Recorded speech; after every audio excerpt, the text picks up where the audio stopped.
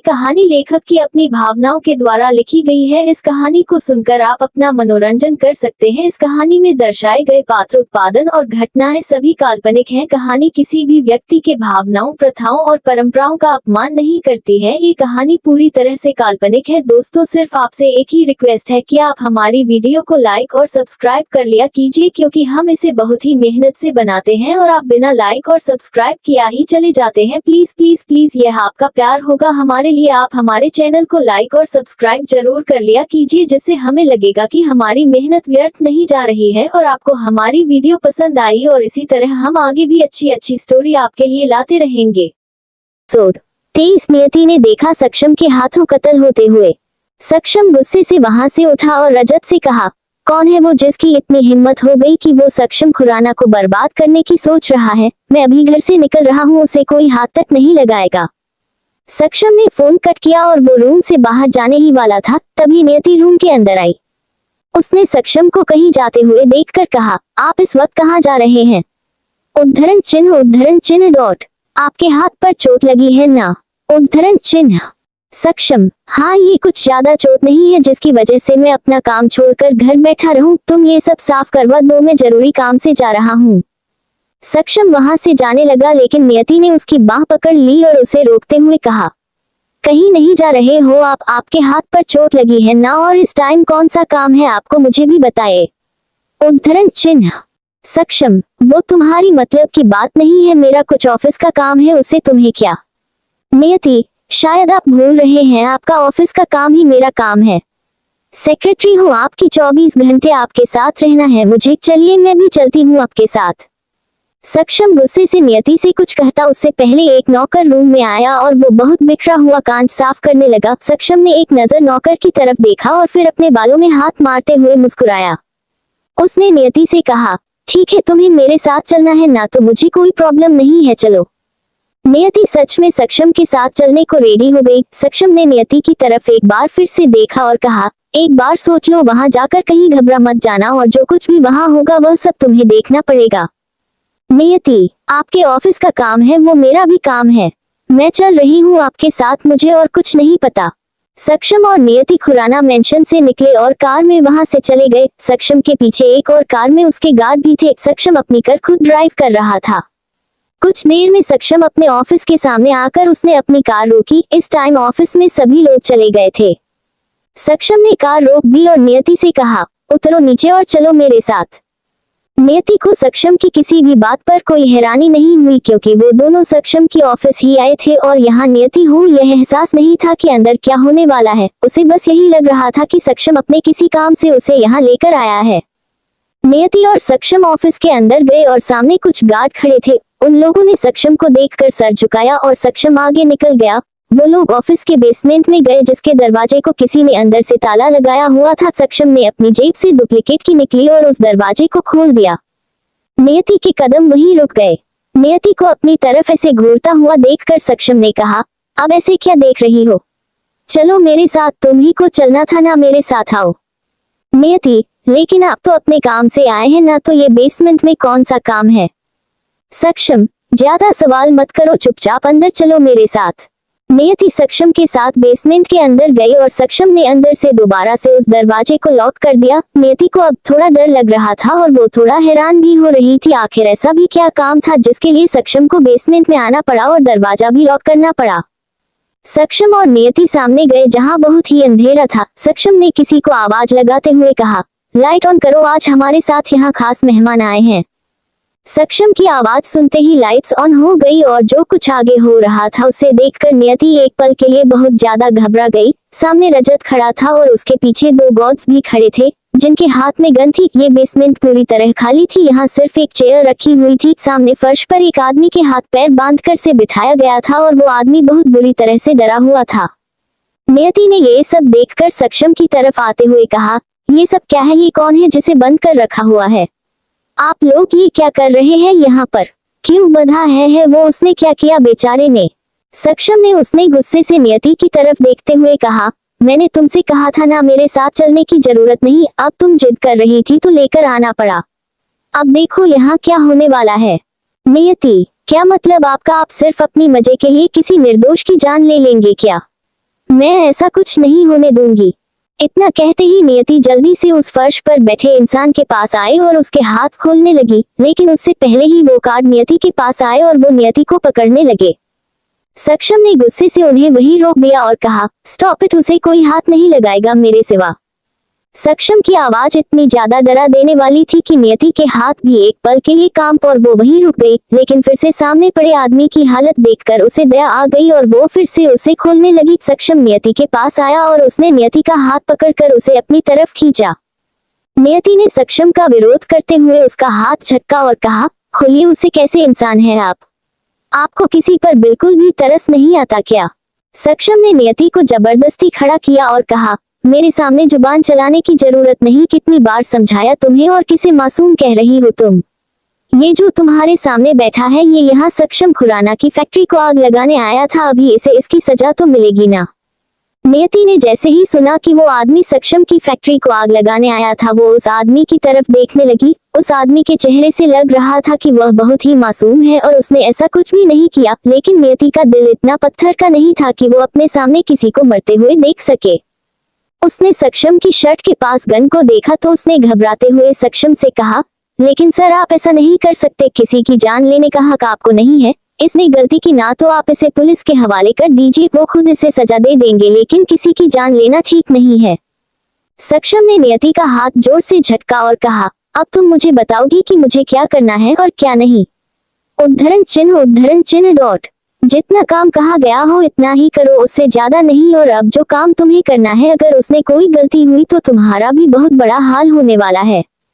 नियति सक्षम की तरफ डरते हुए देख रही थी। वो जान गई थी कि सबसे अब उसे आदमी के साथ कुछ बहुत बुरा करने वाला है, शायद उसकी जान ही ले ले, क्योंकि इतने दिनों में उसके साथ रहते हुए वो सक्षम के गुस्से को बहुत अच्छे से जान गई थी। सक्षम उस आदमी के पास आया और अपने पैर से उस आदमी हाथ को कुचलना शुरू कर दिया। वो आदमी जोर जोर से चिल्लाने लगा, लेकिन बेसमेंट से उसकी आवाज बाहर नहीं जा सकती थी। नियति ने अपनी आंखें बंद करके अपने कानों पर हाथ रख लिए। वो चाहकर भी कुछ नहीं कर पा रही थी। वो जानती थी कि उस आदमी ने सक्षम की फैक्ट्री को आग लगाने की कोशिश करके सही नहीं किया, लेकिन सक्षम का ऐसे किसी को सजा देना ये भी तो ठीक नहीं था ना। रजत भी नियति की तरफ देख रहा था। वो समझ गया था कि नियति बहुत ज्यादा घबरा रही है, लेकिन सक्षम के सामने वो कुछ नहीं कह सकता था। करीब 10 मिनट तक सक्षम ने उस आदमी के हाथ को अच्छे से कुचला और उसके बाद उसके पास बैठकर उसकी नाक पर जोर से मुक्का मारा। वो आदमी पीछे की तरफ गिर गया, उसकी नाक से लगातार खून बहने लगा। सक्षम की आंखों में गुस्सा साफ नजर आ रहा था। उस आदमी ने हाथ जोड़ते हुए कहा, सर मुझे माफ कर दीजिए, मैंने कुछ नहीं किया। सक्षम गुस्से से अपनी मौत को सामने देखकर भी झूठ बोल रहा है कि तूने कुछ नहीं किया, तुम मुझे बर्बाद करने आया था ना। लेकिन मैं तुझे यह नहीं पूछूंगा कि तुझे किसने भेजा है, क्योंकि मैं तेरा वो हाल करूंगा कि तुझे भेजने वाला भी डर के मारे सो नहीं पाएगा। उस आदमी के रोने का भी सक्षम पर कोई असर नहीं हो रहा था। सक्षम ने अपने पैर से उसे आदमी के पेट में जोर से लात मारी और वो आदमी और भी तेजी से चिल्लाने लगा, लेकिन सक्षम को तो जैसे कोई फर्क ही नहीं पड़ रहा था। पीछे खड़ी नियति की हालत बहुत ज्यादा खराब हो गई थी। वो डरते हुए पीछे हटती जा रही थी और दीवार से लग गई थी। नियति नहीं चाहती थी कि सक्षम उस आदमी को मारे, लेकिन अभी वो कुछ नहीं कर पा रही थी, क्योंकि वह खुद भी बहुत डरी हुई थी। सक्षम ने गुस्से से अपनी गन निकाली और उस आदमी के पेट में गोली मार दी। गोली लगने से उस आदमी के खून के छींटे सक्षम के चेहरे और कपड़ों पर भी पड़ गए थे। वो आदमी करीब 5 से 10 मिनट तक तड़पता रहा और फिर वही उसने अपनी जान दे दी। उस आदमी के मरते ही सक्षम ने कहा, रजत इसकी लाश को ठिकाने लगा दो, लेकिन इसकी लाश किसी को मिलनी नहीं चाहिए। रजत कुछ कहता उससे पहले ही सक्षम को पीछे कुछ गिरने की आवाज आई। सक्षम ने पीछे मुड़कर देखा, नियति धड़ाम से नीचे फर्श पर गिर गई थी और बेहोश हो गई थी। उसे ऐसे देखकर सक्षम भागकर नियति के पास आया। सक्षम ने उसका सर अपनी गोद में रखते हुए नियति के चेहरे को हिलाते हुए कहा, नियति क्या हुआ तुम्हें, आंखें खोलो अपनी। रजत जल्दी से भाग कर गया और वो पानी लेकर सक्षम के पास आया। सक्षम ने पानी के छींटे नियति की आंखों पर मारे, लेकिन नियति अभी भी होश नहीं आई। सक्षम ने रजत से कहा, रजत मैं इसे लेकर जा रहा हूँ, तो मैं इस लाश को ठिकाने लगाकर यह सब साफ करवा दो। कोई सुराग नहीं बचना चाहिए इसके मरने का। रजत ने सक्षम की बात सुनकर गार्ड्स के साथ उस आदमी की लाश को वहां से हटवा। उन लोगों ने बेसमेंट का दरवाजा खोला और सक्षम नियति को गोद में उठाकर ऑफिस में अपनी केबिन में ले गया। उसने सामने सोफे पर नियति को लिटा और नियति के बाल उसके चेहरे से पीछे हटाए। नियति बेहोश पड़ी हुई थी। सक्षम ने सामने टेबल से पानी का गिलास उठाया और उसमें से फिर से नियति की आंखों पर छींटे मारे। सक्षम ने नियति के सिर पर हाथ फेरते हुए कहा, तुम्हारी जिद की वजह से मुझे गुस्सा आ गया और मुझे तुम्हें यहाँ लेकर आना पड़ा, लेकिन पता नहीं क्यों मैं तुम्हें परेशानी में नहीं देख पाता। सक्षम नियति के होश में आने का इंतजार कर रहा था। वो इस वक्त डॉक्टर को इसलिए नहीं बुला रहा था कि पता नहीं नियति होश में आते ही क्या रिएक्ट करे। करीब 10 से 15 मिनट बाद नियति को थोड़ा थोड़ा होश आने लगा और उसने अपनी आंखें खोली। जैसे ही नियति ने अपनी आंखें खोली, सामने सक्षम को खड़ा देखकर वो फिर से डर गई और सोफे से उठते हुए पीछे हटने लगी। इस एपिसोड को समझने के लिए पीछे का एपिसोड जरूर सुनने और इसी तरह की और भी रोमांचक स्टोरी को सुनने के लिए हमारे चैनल एसएस एक्सप्लेनर को लाइक और सब्सक्राइब कर ले। अब एपिसोड में आगे। सक्षम ने नियति का हाथ पकड़ लिया और उसे वापस वही सोफे पर बिठा दिया। नियति को कुछ समझ में नहीं आ रहा था, वो बस डरते हुए कुछ भी बड़बड़ा रही थी। नियति ने सक्षम की आंखों में देखते हुए कहा, मेरे पास आने की जरूरत नहीं है। आपने इन गंदे हाथों से मुझे नहीं छूना। सक्षम गुस्से से, क्या बकवास कर रही हो? तुम मुझे ये सब कह रही हो? नियति ने सक्षम को जोर से पीछे धक्का मारा और वहां से उठकर जाने लगी। सक्षम ने फिर से आगे आकर उसका हाथ पकड़ लिया और उसे रोक लिया। नियति, हाथ छोड़िए मेरा सर। सक्षम, नहीं छोड़ रहा तो क्या कर लोगी तुम? उद्धरण चिन्ह। नियति ने सक्षम के हाथ पर जोर से दांत काट दिए। उसने काफी जोर से सक्षम के हाथ पर दांत काट दिए, पर सक्षम पर इसका कोई असर नहीं हो रहा था। उसने अभी भी नियति का हाथ उसी तरह कसकर पकड़ हुआ था और वो नियति की तरफ एक गुस्से से देख रहा था। नियति ने सक्षम के हाथ से अपने दांत पीछे हटा लिए और वो गुस्से से सक्षम को घूरने लगी। सक्षम ने अपने हाथ पर लगे नियति के दांतों के निशान को देखते हुए कहा, बस इतना ही जोर आजमाना था तुम्हें। नियति ने कुछ भी नहीं कहा। वो बेबस होकर बस सक्षम की तरफ देख रही थी। अभी बाहर जो कुछ भी हुआ उसके बाद वो कुछ भी समझ नहीं पा रही थी। सक्षम की शर्ट के पास अभी भी उसने गन रखी हुई थी। सक्षम ने नियति की कमर पर हाथ रखा और जोर से उसकी कमर पर अपने नाखून गड़ा दिए। नियति ने अपनी आंखें बंद कर ली और अपने दांत जोड़ते हुए उसकी एक हल्की चीख निकल गई। सक्षम ने गुस्से से नियति के पास आकर उसके कान पर जोर से बाइट किया। सक्षम ने नियति से कहा, आगे तुम्हारे साथ क्या होगा वो मैं नहीं जानता, लेकिन अभी तुम मेरी हो और मुझसे दूर जाने की सोचना भी मत। अगर तुम ये सोच रही हो कि तुम मुझसे दूर हो जाओगी तो ऐसा मैं होने नहीं दूंगा। तुम्हें हर पल मेरे करीब रहना होगा, चाहे तुम्हें अच्छा लगे या बुरा। नियति की आंखों में आंसू आ गए। उसने रोते हुए कहा, आखिर आप चाहते क्या है मुझसे? उद्धरण चिन्ह डॉट। मेरे सामने आपने एक बेगुनाह को मार दिया। सक्षम ने नियति का हाथ जोर से पकड़ते हुए कहा, तुम्हें वो इंसान बेगुनाह लगता है जो मुझे बर्बाद करने आया था? नियति, लेकिन आप उसे पुलिस के हवाले भी तो कर सकते थे। क्यों आपने उसे जान से मार दिया? आपको कोई हक नहीं है किसी की जान लेने का। सक्षम, तुम्हें उससे इतनी हमदर्दी क्यों हो रही है? उद्धरण चिन्ह डॉट। कहीं उसे तुमने ही तो नहीं भेजा था ना? उद्धरण चिन्ह डॉट। तभी तुमने मेरे साथ चलने की जिद की और यहाँ आकर उसे खोल रही थी। हो सकता है तुम्हारा कोई चाहने वाला हो। नियति ने गुस्से से कहा, आप जैसे इंसान से और उम्मीद भी क्या की जा सकती है? आप खुद भी घटिया और आपकी सोच भी। मैं आपकी तरह नहीं हूँ। शादी हुई है मेरी और आज तक ना किसी के बारे में ऐसा ख्याल आया है और ना आएगा। सक्षम नियति की बात को सुनकर उसकी आंखों में देख रहा था। उसे नियति की आंखों में वो सच दिख रहा था जिसे वो आज तक नहीं समझ पाया। नियति ने सक्षम को पीछे हटाया और वो वहां से बाहर निकल गई। सक्षम ने ना उसे रोका और ना ही उसके पीछे गया। वो बस अपनी जगह पर खड़ा था। उसने अपनी चोट वाले हाथ से जोर से वहां दीवार पर मारा। नियति ऑफिस से बाहर निकली और कोई ऑटो भी नहीं था रोड पर। ठंड भी बहुत थी। नियति ने इधर उधर देखा और फिर सीधे चलने लगी। तभी पीछे से सक्षम की कार का हॉर्न बजा। नियति ने पीछे मुड़कर देखा। सक्षम ने कार नियति के पास आकर रोक दी। सक्षम ने नियति को इशारे से कार में बैठने को कहा। नियति ने इधर उधर देखा। पीछे सक्षम के गार्ड्स भी थे जो एक और कार में आ रहे थे। नियति बिना कोई बहस के सक्षम के पास वाली सीट पर कार में बैठ गई। सक्षम ने कार स्टार्ट की और दोनों खुराना मेंशन की तरफ निकल गए। रास्ते भर दोनों ने कोई बात नहीं की, बस नियति बाहर की तरफ देखती रही और सक्षम का ध्यान ड्राइविंग पर था। नियति की आंखों के सामने अभी तक उसे आदमी का खून और सक्षम का उसको गोली मारना, उस आदमी की मौत, ये सभी चल रहा था। जिंदगी में पहली बार उसने किसी की ऐसी बेदर्दी से हत्या होते देखी थी, वो भी अपनी आंखों के सामने, लेकिन वो कुछ नहीं कर पाए।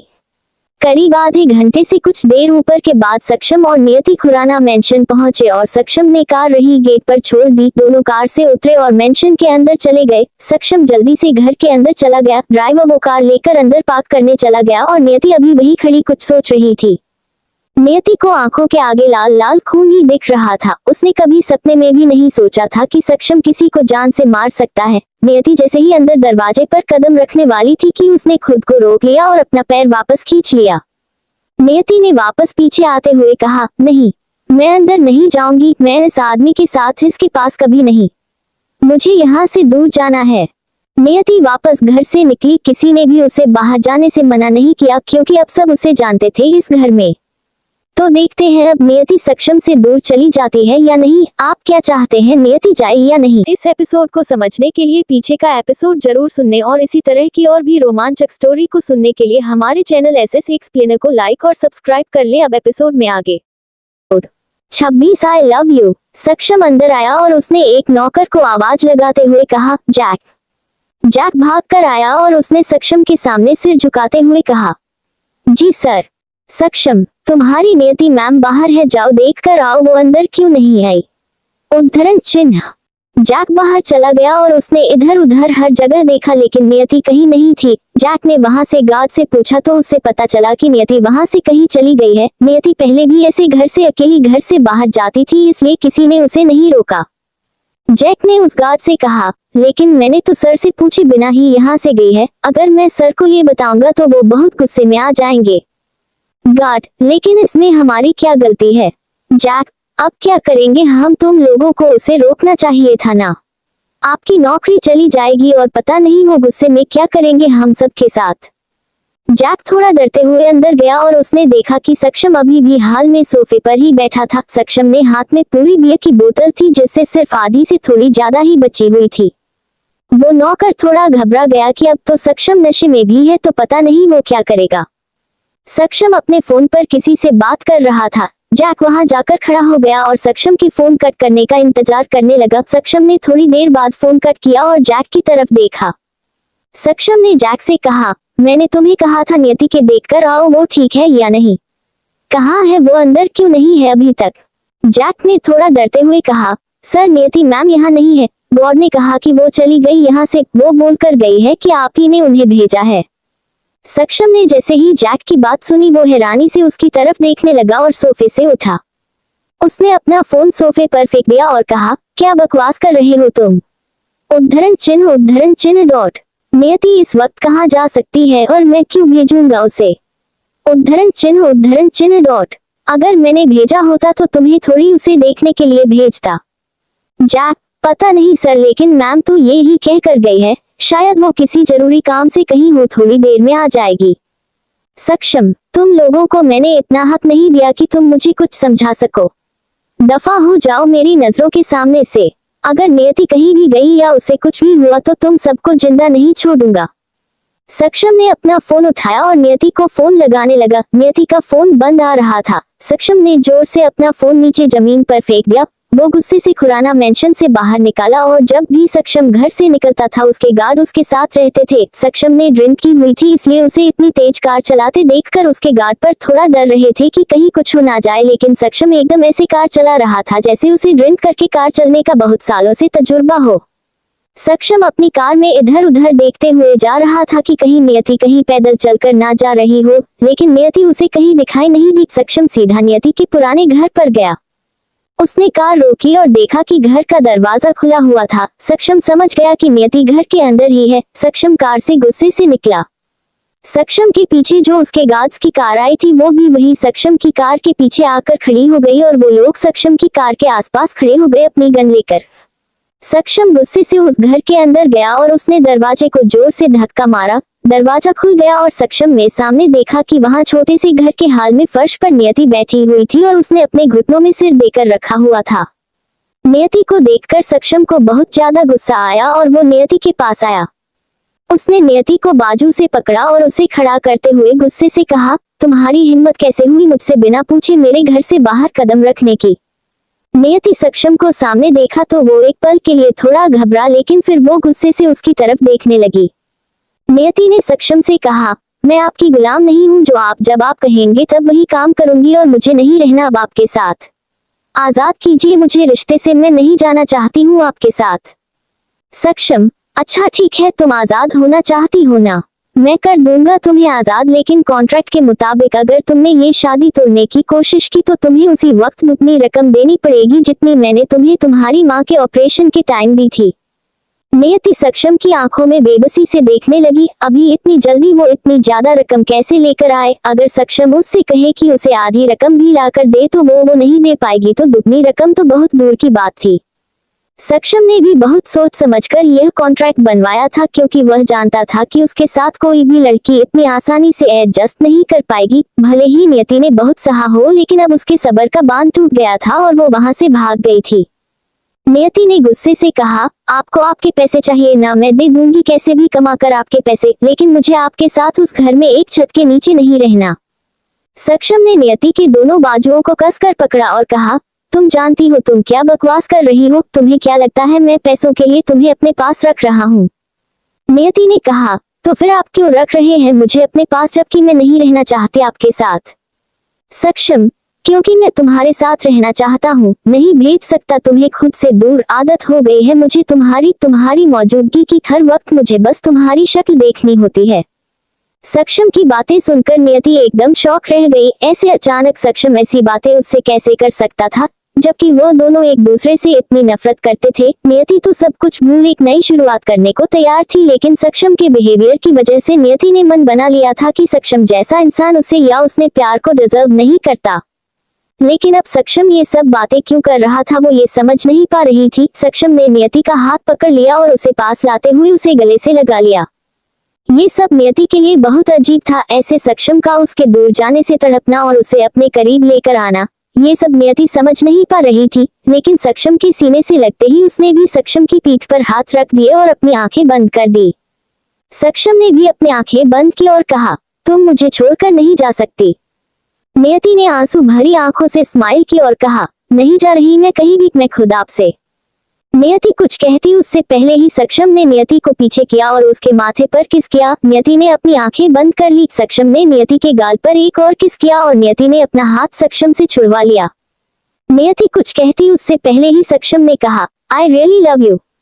नियति की आंखें बड़ी हो गई। नियति को अपने कानों पर यकीन नहीं हो रहा था कि उसने अभी अभी क्या सुना। नियति ने सक्षम के पास आकर उसके कंधे पर हाथ रखते हुए कहा, क्या कहा आपने अभी अभी? उद्धरण चिन्ह। सक्षम, मैंने वही कहा जो तुमने सुना। नियति, मतलब आप भी मुझसे? मैं एक बार फिर से सुनना चाहती हूँ सर, प्लीज एक बार। सक्षम ने अपने सिर पर हाथ रखते हुए कहा, तुम जितनी बार सुनना चाहोगी मैं उतनी बार बोलने को तैयार हूँ। I love you Ayesha, I love you so much. बस मुझे छोड़कर मत जाओ आयशा। नियति ने सक्षम के मुंह से ये बात सुनी तो वो बस वही चुप हो गई। उसे आज सक्षम के साथ रहते हुए पहली बार इतनी खुशी हुई थी, लेकिन वो खुशी भी ज्यादा देर नहीं टिकी, क्योंकि ये खुशी उसके हिस्से की थी ही नहीं। नियति समझ गई कि सक्षम ने ड्रिंक की हुई है। सक्षम गिरने वाला था कि नियति ने आगे आकर उसे संभाल लिया।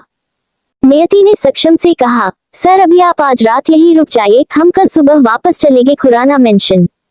सक्षम ने गुस्से से कहा, नहीं तुम फिर से चली जाओगी, मेरे साथ अभी वापस चलो, मैं तुम्हें लेने आया हूँ। नियति ने गुस्से से कहा, ठीक है आप जाइए यहाँ से प्लीज, और मैं भी आपके साथ आ रही हूँ। नियति ने सक्षम का हाथ पकड़ा और उसे कार में बिठाकर घर लॉक कर दिया। एक गार्ड आगे आया और वो कार चलाने लगा। थोड़ी देर में वो लोग खुराना मेंशन पहुंच गए। नियति सक्षम को बाहर निकालने लगी, लेकिन सक्षम ने नियति का हाथ पीछे कर दिया। नियति, सर आपको अंदर जाना है। सक्षम ने नियति का हाथ नहीं पकड़ा और खुद कार से बाहर निकल गया। नियति सक्षम के पीछे अंदर गई। सक्षम खुद से ऊपर रूम में चला गया। नियति उसके पीछे जाने लगी। तभी एक नौकर जैक ने नियति को आवाज लगाई और कहा, मैम प्लीज हमसे गलती हो गई। नियति, क्या हुआ है जैक? जैक, वो आप घर से बाहर चली गई तो सर के गुस्से और नौकरी बचाने के लिए हमने कह दिया कि आपने हमसे कहा है कि आप सर से पूछ कर गई है। नियति, सॉरी की कोई जरूरत नहीं जैक, मेरी भी गलती है, मेरी वजह से तुम लोगों को डांट पड़ी होगी, कोई बात नहीं, मैं कुछ समझ लूंगी सर को। जैक, माफ कर दीजिए मैम, आगे से ऐसा नहीं होगा, लेकिन अगर उसे वक्त हम ये ना कहते तो सर हमें जब से भी निकाल देते और पता नहीं हमारे साथ और क्या करते। नियति, अभी ज्यादा मत सोचो और जाए, आप ही जाकर आराम कीजिए। जैक वहां से चला गया और नियति जल्दी से अपने और सक्षम के रूम में ऊपर गई। नियति ने देखा सक्षम जमीन पर ही बेड के पास बैठा हुआ था। इस एपिसोड को समझने के लिए पीछे का एपिसोड जरूर सुनने और इसी तरह की और भी रोमांचक स्टोरी को सुनने के लिए हमारे चैनल एसएस एक्सप्लेनर को लाइक और सब्सक्राइब कर ले। अब एपिसोड में आगे। एपिसोड 27 दिल तुम पर यकीन करना चाहता है। नियति अंदर रूम में आए और उसने सक्षम के पास बैठते हुए कहा, आप ऊपर बैठिए बेड पर। सक्षम ने नियति का हाथ पकड़ लिया और कहा, नहीं मैं यही ठीक हूँ, तुम भी बैठ जाओ यहाँ पर, मुझे तुमसे बातें करनी है। नियति वहां बैठने वाली थी कि तभी उसके बैग में उसका फोन बजने लगा। नियति ने सक्षम से अपना हाथ छुड़ाया और अपने बैग के अंदर से अपना फोन निकाला। नियति ने फोन उठाया और उसके कुछ कहने से पहले ही सामने से आवाज आई, कैसी हो जान? उद्धरण चिन्ह। नियति ने वो आवाज पहचान ली और वो फोन कट करने वाली थी कि तभी सामने से आवाज आई, एक मिनट मेरी बात सुनो, अगर फोन कट किया तो मैं उसी टाइम वहां ही आ जाऊंगा जहां पर तुम हो। नियति के हाथ वहीं रुक गए। सक्षम की तरफ देखा तो वो बेड के पास नहीं था। नियति थोड़ा घबरा गई और वो अंदर देखने लगी। तभी उसे अंदर से पानी गिरने की आवाज आई तो नियति समझ गई कि सक्षम अंदर है। नियति वहीं खड़ी रही और कुछ नहीं बोली। सामने से उस लड़के ने बोलना जारी रखा, मुझे पता चला तुम्हारी माँ के बारे में, बहुत दुख हुआ और एक बात की खुशी भी कि अब तुम्हारे और मेरे बीच कोई भी नहीं है, लेकिन मुझे सिर्फ ये जानना है कि वो सक्षम खुराना के गले लगकर क्यों रो रही थी तुम?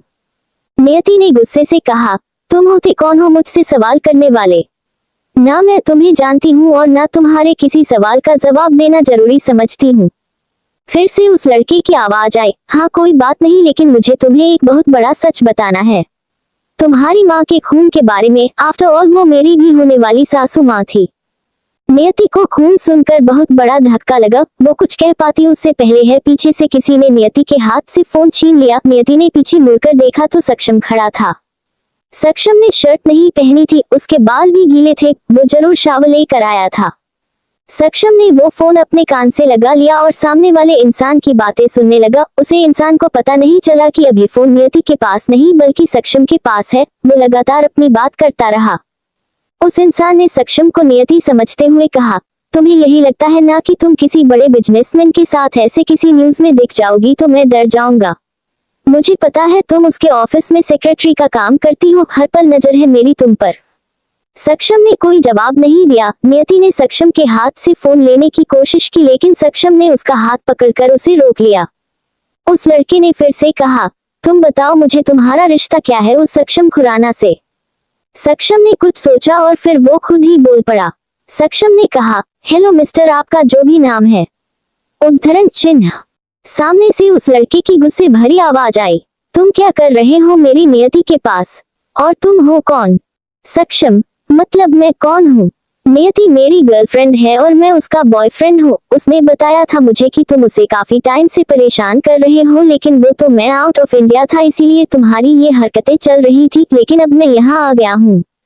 सामने से उस लड़के ने कहा, इतना बेवकूफ नहीं हूँ मैं। नियति किसी को भी उठकर मुझसे पीछा छुड़वाने के लिए ले आएगी और कहेगी कि यह मेरा बॉयफ्रेंड है और मैं मान जाऊंगा। मैं उससे मोहब्बत करता हूँ पागलों की तरह और उसे पाना चाहता हूँ। सक्षम, तो ये तुम्हारी गलतफहमी है बेटा, क्योंकि अभी तुम मेरे हिसाब से पैदा ही नहीं हुए। अच्छा ठीक है, तुम्हारी ये गलतफहमी भी दूर कर ही देते हैं, कल मिलो मुझे। उस लड़के ने कहा, ठीक है तो फिर मिल लेते हैं, इसमें कौन सी बड़ी बात है, फैसला भी हो जाएगा कि नियति किसकी है। उद्धरण चिन्ह। सक्षम गुस्से से, वो कोई चीज नहीं है जो मैं फैसला करूंगा, वो मेरी है तो मेरी ही रहेगी और तुम्हारा फैसला तो मैं कुछ और ही करूंगा। तुम मिलो मुझे कल, जितने आदमी लेकर आने हैं ले आना। सक्षम खुराना किसी से डरता नहीं है, तुम 7 जन्म भी ले लोगे ना तभी भी उसे नहीं पा पाओगे। सक्षम की बातें सुनकर नियति सक्षम की तरफ देख रही थी। उसके चेहरे पर स्माइल आ गई। सक्षम ने नियति के चेहरे की खुशी नोटिस नहीं की क्योंकि वो तो फोन पर बिजी था। जैसे ही उस लड़के ने सक्षम खुराना का नाम सुना उसने हैरान होते हुए कहा, सक्षम खुराना, तुम हो नियति के बॉयफ्रेंड? मतलब सच में तुम दोनों के बीच कुछ चल रहा है? उद्धरण चिन्ह। सक्षम, चल नहीं रहा, चल चुका है सब कुछ। तुम एक काम करो, अपना बोरिया बिस्तर समेटो और इस शहर से दफा हो जाओ, क्योंकि अगर तुम मुझे मिल गए तो जिंदा नहीं बचोगे। उस लड़के ने कहा, मुझे अभी तक खुद वो नहीं जानती जिसके प्यार में मैं पागल हूँ, तो तुम क्या जान लोगे। लेकिन एक बात याद रखना, तुम बहुत बड़े हो आदमी हो, तो ये ना सोचना कि मैं नियति को भूल जाऊंगा। तुम्हारी नाक के नीचे से उड़ा कर ले जाऊंगा उसे और तुम देखते रह जाओगे। सक्षम, कोई बात नहीं, बस अभी तुम ऊपर जाने की तैयारी कर लो, क्योंकि सक्षम खुराना जब मारता है तो उसे इंसान की लाश तक नहीं मिलती। नाउ गेट लॉस्ट एंड मेरी गर्लफ्रेंड को फोन करने की कोशिश भी मत करना। सक्षम ने फोन कट कर दिया और नियति की तरफ फोन बढ़ा दिया। शाव की वजह से सक्षम का नशा उतरा उतरा लग रहा था। नियति ने सक्षम के हाथ से फोन ले लिया और बिना कुछ बोले ही उसके गले लग गई। सक्षम अभी कुछ समझ पाता उससे पहले ही नियति ने कहा, थैंक यू सो मच। सक्षम, उसकी जरूरत नहीं है बीवी, और मेरी इतना फर्ज बनता है मेरा। जाओ जाकर सो जाओ, पहले बहुत लेट हो गया तुम्हारी वजह से। नियति ने अभी भी सक्षम को नहीं छोड़ा और ऐसे उसके गले लगी रही, वो बस मुस्कुरा रही थी। सक्षम ने नियति को बाजुओं से पकड़कर पीछे किया और कहा, अजीब लड़की हो तुम, मैं कह रहा हूँ मुझसे दूर रहो। ये बस मैंने एक पति होने के फर्ज से किया जो बस अगले 11 महीने तक है। आज 1 महीना खत्म हो गया आपकी गुलामी का। नियति ने सक्षम की तरफ हैरानी से देखते हुए कहा, 1 महीना? सक्षम मुस्कुराते हुए, हाँ 1 महीना। शायद तुमने ध्यान ही नहीं दिया, तुम्हें तो ये महीना भी 1 साल की तरह लग रहा होगा ना। उद्धरण चिन्ह। नियति सक्षम से कुछ कहना चाहती थी लेकिन सक्षम ने उसकी बात नहीं सुनी और कहा, जाओ जाकर आराम से सो जाओ। ये मत सोचना कि मैं तुम्हें वापस इसलिए लेकर आया कि मैं तुम्हारे बारे में कुछ सोचता हूँ, वो सिर्फ इसलिए क्योंकि अभी तक मेरा काम खत्म नहीं हुआ जिसके लिए मैं तुम्हें लेकर आया हूँ। नियति, अब कौन सा काम बचा है आपका? उद्धरण चिन्ह डॉट। आपकी प्रॉपर्टी तो आपके नाम हो ही गई है ना। उद्धरण चिन्ह। सक्षम, जी नहीं, अभी नहीं हुई, और पूरी बात यह है कि उन लोगों ने मेरे खिलाफ कंप्लेन लिखवाई है कि मैंने तुमसे कॉन्ट्रैक्ट मैरिज की है। बस अब वकील बताएगा कि मुझे क्या करना है, मुझे उसके लिए अभी तुम्हारी जरूरत है। नियति ने आगे कुछ नहीं कहा। वो अच्छे से समझ गई थी कि सक्षम सिर्फ और सिर्फ उसे इसलिए लेकर आया कि उसे अपनी जायदाद चाहिए थी। नियति ने सर नीचे किया और जाकर बेड पर अपनी साइड लेट गई। नियति ने सक्षम की तरफ पीठ कर ली और आंखें बंद कर ली। सक्षम ने लाइट बंद की और बेड पर पेट के बल लेट गया और अपनी आंखों पर हाथ रखते हुए कुछ सोचने लगा। फ्लैशबैक। सक्षम अपने ऑफिस में केबिन में बैठा हुआ था और वो बार बार किसी को कॉल लगा रहा था लेकिन सामने से कोई फोन नहीं उठा रहा था। सक्षम ने गुस्से से अपना फोन वही टेबल पर रख दिया और कहा, ये आयशा कभी टाइम पर फोन नहीं उठाएगी, इसे तो जो याद भी नहीं होगा ना कि आज हमारी एनिवर्सरी है, आज हमें मिले पूरी 2 साल हो गए। सक्षम ने आयशा के फोन पर दोबारा से मैसेज किया और फोन बंद करके वहां से उठने लगा। सक्षम ने खुद से कहा, ये जरूर मुझे कोई सरप्राइज देने की तैयारी में होगी, हर बार ऐसे ही करती है, जानबूझकर फोन नहीं उठा रही, कोई बात नहीं, लेकिन आज मैं इसे सरप्राइज में दूंगा, सीधा अपनी स्वेट हार्ट के पास मैरिज प्रपोजल लेकर। सक्षम ने टेबल के दराज से एक छोटी सी डिब्बी निकाली जिसमें डायमंड रिंग थी। ये रिंग व्हाइट कलर की थी। सक्षम ने मुस्कुराते हुए उसे रंग की तरफ देखा और कहा, मैं आ रहा हूँ तुम्हें अपनी शादी के लिए प्रपोज करने, मुझे पता है तुम्हारे लिए भी यह सरप्राइज सबसे बेस्ट होने वाला है। Flashback and. सक्षम ने गुस्से और दर्द भरी आंखों से नियति की तरफ देखा, लेकिन नियति का मासूम सा चेहरा जो उसे फिर से अपने दिमाग की बात न मानने को मजबूर कर रहा था।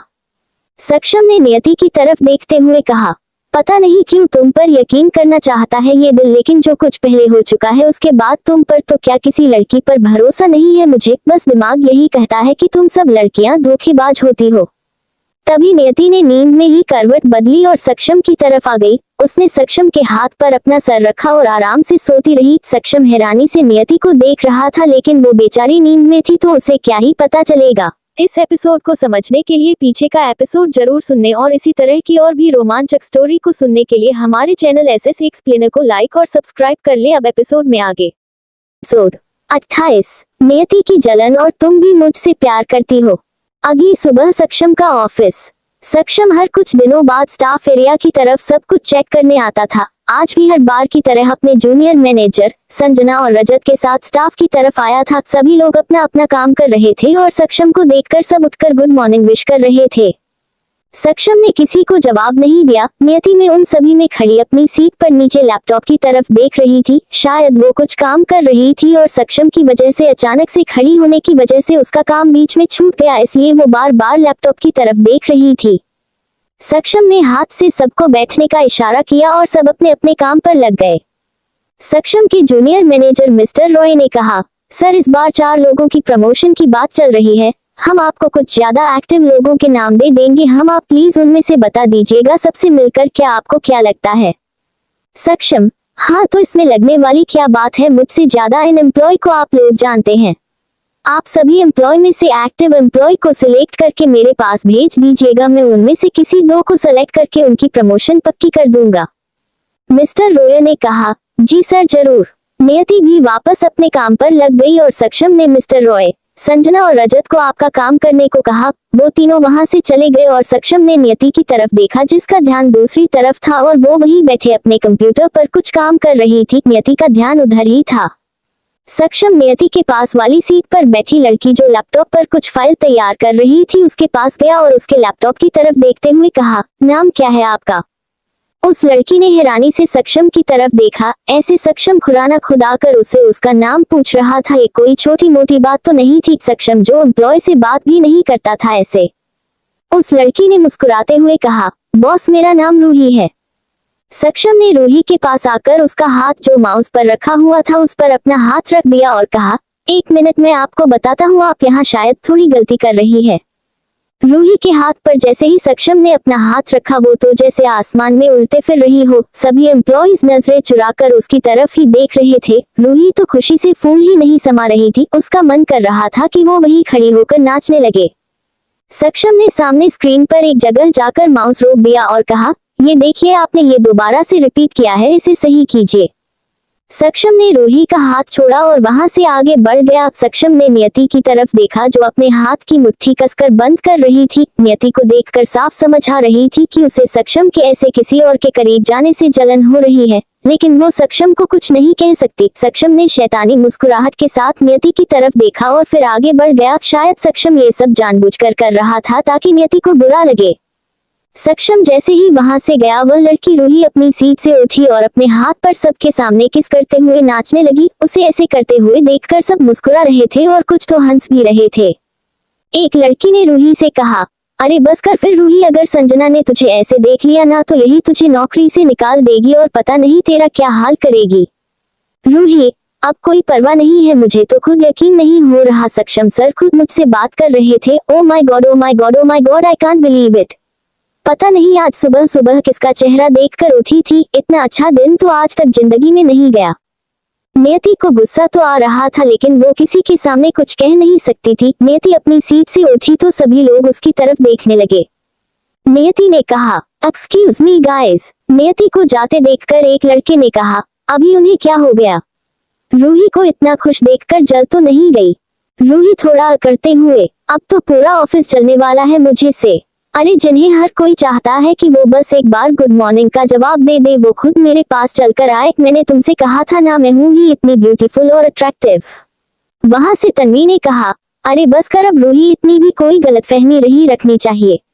वजह तुम नहीं, वजह तुम्हारी कंप्यूटर पर करी गई वो गलती थी जिसे वो सही करने आया था। रूही, जो कुछ भी हो पर ना मेरे पास तुम सब भी तो कुछ ना कुछ कर ही रहे थे और किसी के पास क्यों नहीं आया? तुम मुझसे जलो मत, जो भी है मैं हूं तो सबसे ब्यूटीफुल ही ना। नियति गुस्से से वहां से गई और वह वॉशरूम के अंदर चली गई। नियति ने सामने मिरर में अपने चेहरे को देखा और गुस्से में अपने चेहरे पर पानी के छींटे मारने लगी। अभी वहां वॉशरूम में और कोई नहीं था। नियति ने खुद से कहा, समझता क्या है वो खुद को, बॉस है तो क्या कुछ भी करेगा, ऐसे कैसे किसी और लड़की के साथ। तभी पीछे से नियति को सक्षम की आवाज सुनाई दी, हाँ तो तुम्हें जलन हो रही है क्या? मैंने किसी और लड़की का हाथ पकड़ा तो? नियति ने वापस पलट कर देखा तो सक्षम वहां खड़ा था। नियति ने थोड़ा हड़बड़ाहट में कहा, मैं आपके बारे में बात नहीं कर रही थी, वो तो मैं किसी और। सक्षम नियति के पास आया और उसे कमर से पकड़कर अपने करीब ले आया। सक्षम ने नियति के बालों को कानों से पीछे हटाया और कहा, बोल भी दो कि तुम्हें जलन हो रही थी मेरे उसे छूने से। नियति ने अपनी नजरें नीचे करते हुए कहा, सर वो मैं। सक्षम के नियति के होठों पर उंगली रख दी और कहा, बोलो कुछ भी, लेकिन एक बात बता दूं कि मुझे सिर्फ और सिर्फ सच सुनना है। नियति ने सक्षम की आंखों में देखते हुए धीरे से कहा, हो रही थी मुझे जलन, आपकी शादी हो चुकी है और आप ऐसे किसी और लड़की के साथ, मतलब आप बॉस है, इसका मतलब ये थोड़ी कि आप मेरे सामने किसी को भी ऐसे। नियति ने 2 बार कोशिश की कि वो अपनी बात पूरी कर सके लेकिन वो बात पूरी नहीं कर सकी। सक्षम ने आगे नियति कुछ बोलने से पहले उसके होठों पर अपना हाथ रख दिया। नियति बड़ी बड़ी आंखें करके सक्षम की तरफ देख रही थी। सक्षम ने धीरे से कहा, अब आगे कुछ भी बोलने की जरूरत नहीं है। सीधा सीधा क्यों नहीं कहती कि तुम्हें प्यार होने लगा है? क्यों ऐसी इधर उधर की बातें करके अपना और मेरा टाइम खराब कर रही हो? नियति कुछ नहीं बोली, वो बस सक्षम की तरफ देखे जा रही थी। सक्षम ने अभी भी उसके होंठों पर अपना हाथ रखा हुआ था।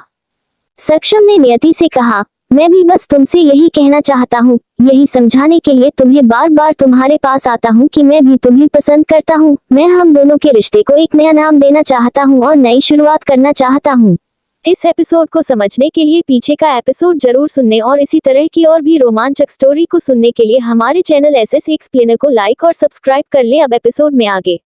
एपिसोड 29, नाम से मत पुकारो उसे। नियति ने सक्षम की आंखों में देखा और कहा, आप सच में मुझसे प्यार करते हैं? लेकिन मुझे तो कभी आपकी बातों से, आपकी हरकतों से कुछ भी ऐसा एहसास नहीं हुआ। आप तो हर टाइम बस मुझे टॉर्चर करते हैं और मुझ पर अपना गुस्सा निकालने के बहाने ढूंढते हैं, जबकि मैं आपसे बहुत। इतना कहते ही नियति चुप हो गई, लेकिन सक्षम अभी भी नियति के होठों से कुछ सुनना चाहता था। वो नियति के जवाब का इंतजार कर रहा था। नियति जैसे ही चुप हुई, सक्षम ने फिर से कहा, चुप क्यों हो गई? बोलो, क्या कह रही थी? तुम मुझे बहुत क्या? उद्धरण चिन्ह। नियति ने अपनी आंखें नीचे की और कहा, मैं बहुत प्यार करती हूँ आपसे, पता नहीं कब कैसे। आप किसी और के पास जाएं, किसी और का नाम ले, मुझे अच्छा नहीं लगता। आपका मुझसे ऐसे नाराज होना मुझे अच्छा नहीं लगता। मुझ पर गुस्सा करना, ये सब पर मुझे बुरा नहीं लगता, नहीं गुस्सा नहीं आता, लेकिन मुझे इग्नोर करना ये मुझे बिल्कुल अच्छा नहीं लगता। सक्षम ने नियति की बात सुनते ही उसे गले से लगा लिया और नियति ने भी अपनी बाहें सक्षम की पीठ पर रख दिए। दोनों ने अपनी आंखें बंद कर ली। तभी बाहर वॉशरूम पर एक लड़की अंदर आई। उसे लड़की ने कहा, मिस नियति, आप यहाँ खड़ी क्यों है? आपकी तबीयत ठीक है? उद्धरण चिन्ह। उस लड़की की बात सुनते ही नियति ने वापस पलट कर देखा और वो इधर उधर देखने लगी। नियति की नजर सक्षम को ढूंढ रही थी, लेकिन सक्षम वहां नहीं था। नियति को समझने में देर नहीं लगी कि वो सिर्फ एक सपना देख रही थी। ऐसा कुछ नहीं हुआ था और ना ही सक्षम वहां आया था। ये सब सिर्फ नैतिक का भ्रम था।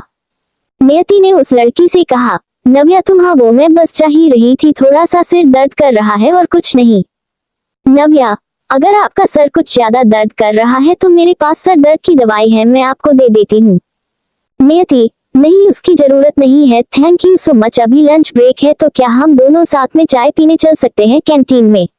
उद्धरण चिन्ह। उस दिन नियति ने नव्या के साथ जाने से मना किया, जिस वजह से नव्या को बुरा तो लगा था और वो नियति से कम ही बात करती थी। फिर भी वो इतनी बुरी नहीं थी कि बिना मतलब से किसी से नाराज हो जाए। वो समझती थी कि जरूर कोई बात होगी जिसकी वजह से नियति को कोई जरूरी काम हो सकता है। लेकिन आज जब नियति ने नव्या से चाय के बारे में पूछा तो नव्या के चेहरे पर स्माइल आ गई। उसने कहा, अरे हाँ, क्यों नहीं, जरूर चलिए, मैं बस 1 मिनट में वॉशरूम जाकर आए, हम दोनों चाय पर चलते हैं। नितिन ने भी स्माइल की और कहा, आई एम सो सॉरी, उस दिन मैंने आपको कॉफी के लिए मना कर दिया, वो एक्चुअली कुछ। नव्या, इसकी कोई जरूरत नहीं है, मैं समझती हूँ, आप बस 1 मिनट वेट कीजिए, मैं भी आई। नव्या वॉशरूम में चली गई। नियति उसका वेट करने लगी। थोड़ी देर बाद नव्या बाहर आए और वह दोनों कैंटीन में जाकर चाय पीने लगी। नव्या अपने बारे में सब कुछ बताने लगी, अपनी लाइफ के बारे में, अपने घर, मॉम, डैड, भाई के बारे में। नियति चुपचाप सुन रही थी। नियति उसे बताती भी क्या? अब उसका था ही कौन इस दुनिया में? एक सक्षम ही तो है जिसके बारे में वो किसी को बता नहीं सकती। नव्या ने अपनी बात को रोकते हुए कहा, अरे मैं कब से बोल रही हूँ, अपने बारे में बता रही हूँ, आप ही बताए कुछ अपने बारे में। नियति, मेरे बारे में कुछ ऐसा खास है ही नहीं, पापा को मैंने आज तक देखा नहीं और माँ मेरी कुछ दिन पहले ही। इतना कहते नियति ने अपने गले में डाले हुए लॉकेट पर हाथ रख लिया और अपनी आंखें बंद कर ली। नव्या ने उसके कंधे पर हाथ रखते हुए कहा, आई एम सो सॉरी, मेरा वह मतलब नहीं था, मुझे पता होता तो मैं बिल्कुल नहीं पूछती। नियति, अरे इसमें सॉरी की क्या बात है, आपको थोड़ी कुछ पता था। आप जल्दी से अब चाय खत्म कीजिए, फिर हम दोनों आज साथ में घर जाएंगे, ठीक है? नव्या, अरे वह इसका मतलब आपने मेरी दोस्ती का प्रपोजल एक्सेप्ट कर लिया? मैं यही समझूं ना? उद्धरण चिन्ह। नियति ने मुस्कुराते हुए हाँ में सिर हिला दिया और नव्या ने भी स्माइल की। दोनों ने अपनी चाय खत्म की और वहां से उठकर जाने लगी। उसके बाद फिर से ऑफिस का काम स्टार्ट हो गया और सभी अपने कामों में लग गए। आज सक्षम की 1-2 मीटिंग थी जिसमें वो नियति को साथ नहीं लेकर गया। पूरा दिन सक्षम ने ना ही नियति को फोन किया और ना ही उसे अपने केबिन में बुलाया। शाम को छुट्टी होने से करीब 2 घंटे पहले नियति ने अपने बैग से फाइल निकाली और कहा, अभी 4 बजे तो सिंघानिया के साथ मीटिंग है, ना तो सर की फाइल दी आती हूँ, उन्हें जरूरत होगी इसकी। नियति ने अपने बैग से फाइल निकाली और अपनी सीट से उठने ही लगी थी कि तभी उसने देखा उसके पीछे संजना खड़ी थी। उसे ऐसे अचानक खड़ी देखकर नियति ने कहा, जी बोलिए मिसी संजना, आपको कुछ काम था मुझसे? उद्धरण चिन्ह। संजना, मुझे तो कोई काम नहीं था, लेकिन जिस काम के लिए तुम जा रही हो उसकी भी कोई जरूरत नहीं है, मैं खुद आ गई हूँ। नियति ने संजना की तरह देखते हुए कहा, क्या मतलब आपका? मैं समझी नहीं, कौन सा काम? मैं तो सक्षम सर को ये फाइल देने जा रही थी। संजना, हाँ उसकी बात ही कर रही हूँ। बॉस ने भेजा है मुझे तुमसे फाइल आने के लिए। ये फाइल दो मुझे, मैं दे दूंगी, मैं वैसे भी वही हूँ, उनके साथ मीटिंग भी तो ज्वाइन करनी है मुझे। नियति को संजना की बात सुनकर गुस्सा तो बहुत आया, लेकिन उसने उसे कुछ नहीं कहा। उसने चुपचाप वो फाइल संजना को दे दी। संजना ने नियति से कहा, और जो तुम सोच रही हो ना कभी भी पूरा नहीं होने वाला, और उन्हें सर कहकर बुलाओ, उनका नाम लेने की जरूरत नहीं है। संजना अकड़ते हुए वहां से चली गई। इस एपिसोड को समझने के लिए पीछे का एपिसोड जरूर सुनने और इसी तरह की और भी रोमांचक स्टोरी को सुनने के लिए हमारे चैनल एसएस एक्सप्लेनर को लाइक और सब्सक्राइब कर ले। अब एपिसोड में आगे। एपिसोड 30। संजना ने लगाई नियति को चोट और सक्षम की फिक्र। नियति को बहुत गुस्सा आया, पर उसने संजना से इस वक्त कुछ नहीं कहा। संजना गुस्से में वहां से चली गई। जब से नियति यहाँ आई थी, संजना हर वक्त उस चिढ़ती थी, शायद इस वजह से कि सक्षम नियति को ज्यादा इंपॉर्टेंस देता था। लेकिन अब आज सुबह से जब सक्षम नियति को बुलाना तो दूर उसकी तरफ देख भी नहीं रहा था। संजना को लगा कि ये शायद उसका वहम था कि सक्षम नियति को पसंद करता है, ऐसा कुछ नहीं है। लेकिन उसे ये कहाँ पता था कि सक्षम और नियति दोनों पति पत्नी हैं।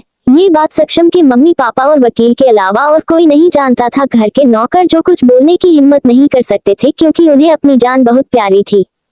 नव्या नीति के पास उसकी सीट पर आए और उसने कहा, अब चिंता मत करो नियति, वो ना उसकी आदत है कुछ भी बोलते रहने की, बस सक्षम सर के आगे पीछे घूमने की। आप चिंता ना करो, इसकी बातों को इग्नोर करो।